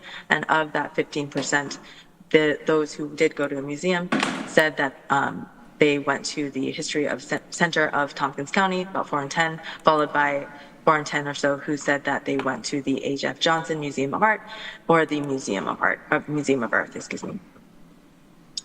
Among those who visited a state or local park on their last trip, over 4 in 10 said that they visited Tahanic Falls State Park, excuse me, my pronunciation was wrong for that one, Buttermilk Falls State Park and or Ithaca Falls. Looking at higher education activities, and this is just for those who were surveyed as part of the study, visiting students was the top most reported higher education activity that visitors participated in, followed by 27.7% who said they took a college tour, and about 1 in 4 who said that they went sightseeing on campus. So these were the top sort of higher education related activities that 2024 visitors participated in. Hey, Jamie, I hate to jump in for a second. This is Greg. There's so much content in this. It's impressive. I just think that there's a few things that we've maybe hit on that are more key or of interest to this committee already. I think some of the things as it relates to, booking window and how they arrive, really pertains to our friends at the CVB and Visit Ithaca. So if there's any major standouts in the subsequent, slides that are still left, if you want to maybe take a minute to point those out, but I hate to cut it short, but because it is so dense with information, I want to give my colleagues a chance to uptake it in a way and maybe reach back out to Nick if they have, follow-up questions, but appreciate the great work that was done putting this together. So are there any major standouts or like aha moments that are yet to be revealed? Sure. No, thank you for that, Chris. And I know this is a lot to run through. So let me just get to the next slide, actually, which was the booking window. So wanted to share this is probably the main thing that I would like to call out to you all here. So planning window as well as booking window. So the main things here to kind of call out is the fact that we're seeing 27.5% of 2024 visitors say that their planning window was less than 1 week. It's a very short, very quick turnaround. So just wanted to kind of just call this out. This was particularly driven, I think, by in-state visitors. We're seeing that 38.9% of in-state visitors said that they spent less than a week planning their most recent trip to Ithaca. And when we look at booking, that of course is even shorter at 40.4%, saying that they booked within 1 week of their trip with an average booking window of 0.9 months. And again, looking at the in-state visitors, they're seeing a significantly shorter average booking window compared to the overall 2024 visitors, and about more than half, almost 60% actually, said that they booked within 1 week of their trip. So that's really the other thing that I wanted to call out. I know there's a lot to cover in this, so as you mentioned, Chris, I'm happy to address any questions that may come along later. But if there's anything that the committee would like to address now, happy to answer those questions. As it relates to the booking window, are these trends that you're seeing across other markets that you're doing work in, or is this, do you think, specifically unique to this area? This feels a little shorter than we typically see. It's not wildly shorter. We are seeing, especially for places that are more drive market heavy, that they generally have shorter booking windows, but particularly for in-state, this was slightly notably shorter. I wouldn't say it's wildly out of the norm, but it is notably shorter. Questions from members of the committee on the report or the materials provided? Mike? I don't have a question, more of a statement. Well, you can make those. You were asking, like, does anything jump out at this? And I was looking at the lake access portion. Like, we live on the longest lake in the Finger Lakes. Right. And over 50% of the people didn't do anything on that lake. If only we had more marinas renting boats. No, I'm just kidding. But that is interesting to me that there, we live on this giant resource and more than half the people don't do anything with it. So it is a cherished resource by many and heavily underutilized, and there's not a lot of equitable access to many places to really enjoy it. That's done in, I think, a easy to navigate way by our visitors. So to your point, I think there are some things. I mean, it's a space I spend a lot of time in professionally, but I hear your point, and I think we could do a better job as a community while still preserving our natural beauty, creating greater access for people to have some sort of enjoyment. But really, when you think about it, there's not many places as a visitor to go outside of a few parks and a restaurant, really. Other than that, what are, and the farmer's market and the teal and some of those Discover things. But other than those things outside of, some weekend activities, it's very limited in Tompkins County. Other comments or questions? Jamie, I appreciate it. The one thing I would note is when we made the comparison from 2019 to 2024 visitor spend, it would also be interesting to maybe note the adjusted for inflation amount, because it does seem like a big jump. But when I plugged those numbers in and adjusted for inflation, it was only like a $60 spend difference as opposed to the bigger amount that it shows. So that was just one note that I took away. But I think this is great information, and I think will really inform the work that the Strategic Tourism Planning Board, Visit Ithaca, our conference center, and our hotel partners and recreation partners are using. So thank you for presenting today and making time. Sorry to have to cut you short, but I appreciate it. Thank you for the time today. Thanks. All right, Nick, next up on the agenda is your resolutions for several things. So I'm going to go ahead and move resolution awarded 2025 Tompkins County Outdoor Grant ID 13175. It's seconded by Koreman. Anything to note outside of the memos and information provided in the packet? Nope, everything that is in the packet is basically accurate here. We had more applicants this year than we had in past years. Unfortunately, none of those new ones made the cut for funding, but it's always interesting to see who shows up for these types of programs and gives us food for thought for how we move forward. So, yeah, happy to answer any questions. Great. Mike, I know sometimes in these, you opt for recusal. I just want to give you the opportunity and which ones you want to identify, if any. Yeah, I'll do that for now. I looked through it. I didn't see any conflict, but if you guys will allow me, I'll just do it. It makes it easier. So. Okay, just recuse yourself from all three of them? Yeah. Okay. Seeing no, and the reason for that is your day job in advertising spend and the potential for there being a monetary conflict. Yeah, I mean, I don't want anybody thinking they can't come to me. Great. Do Okay. advertising. So. All right, so all those in favor of the Tompkins County Outdoor Grant as presented? Travis? Awesome. That passes unanimously. Very good. The next, we have the award of the Spring 2025 Community Celebrations. Were you going to abstain? Oh, sorry, and all Abstained. abstained. Yeah, Mike abstained. All three of them. You said unanimously. Of those voting, sorry, and one abstention. Taylor got me. Okay. Thanks for clarifying. I'm going to go ahead and move the resolution award of Spring 2025 Community Celebration Grant ID 13199. If I could have a second. Seconded by Deborah Dawson. Nick, anything to note there? Yeah, I think to Mike's point, one of the unique applications we have here is listed first on the table is Discover Cuga Lake, Love Your Lake Community Paddle Summer Series. The committee debated whether or not this was actually met the criteria of a celebration, but landed on the side of let's throw it in there. And I think it is one of the nice ways we can help to get people onto the lake and provide an experience that they might not otherwise get. So assuming this all goes forward and everything pans out, I would strongly encourage folks to promote this as a great benefit to folks who live in the community. So. I have tried to paddle on the lake, and it usually ends up me getting in the lake. So I will watch from the shore. So why doesn't it start till June? So you got a few months. So are the Finger Lakes fins a new No, we've had the Finger Lakes Finns in the mix here for several years. They are celebrating their Finnish, Swedish heritage, and mostly in the Newfield area, and they're bringing in a sauna expert this year. That's delightful. Thank you. Awesome. All right, all those in favor? No. All those opposed? And all those abstaining? All right, that passes 4-0 to 1. I'm going to go ahead and move resolution award of Spring 2025 Tourism Advancement Grant, ID number 13200, seconded by Travis.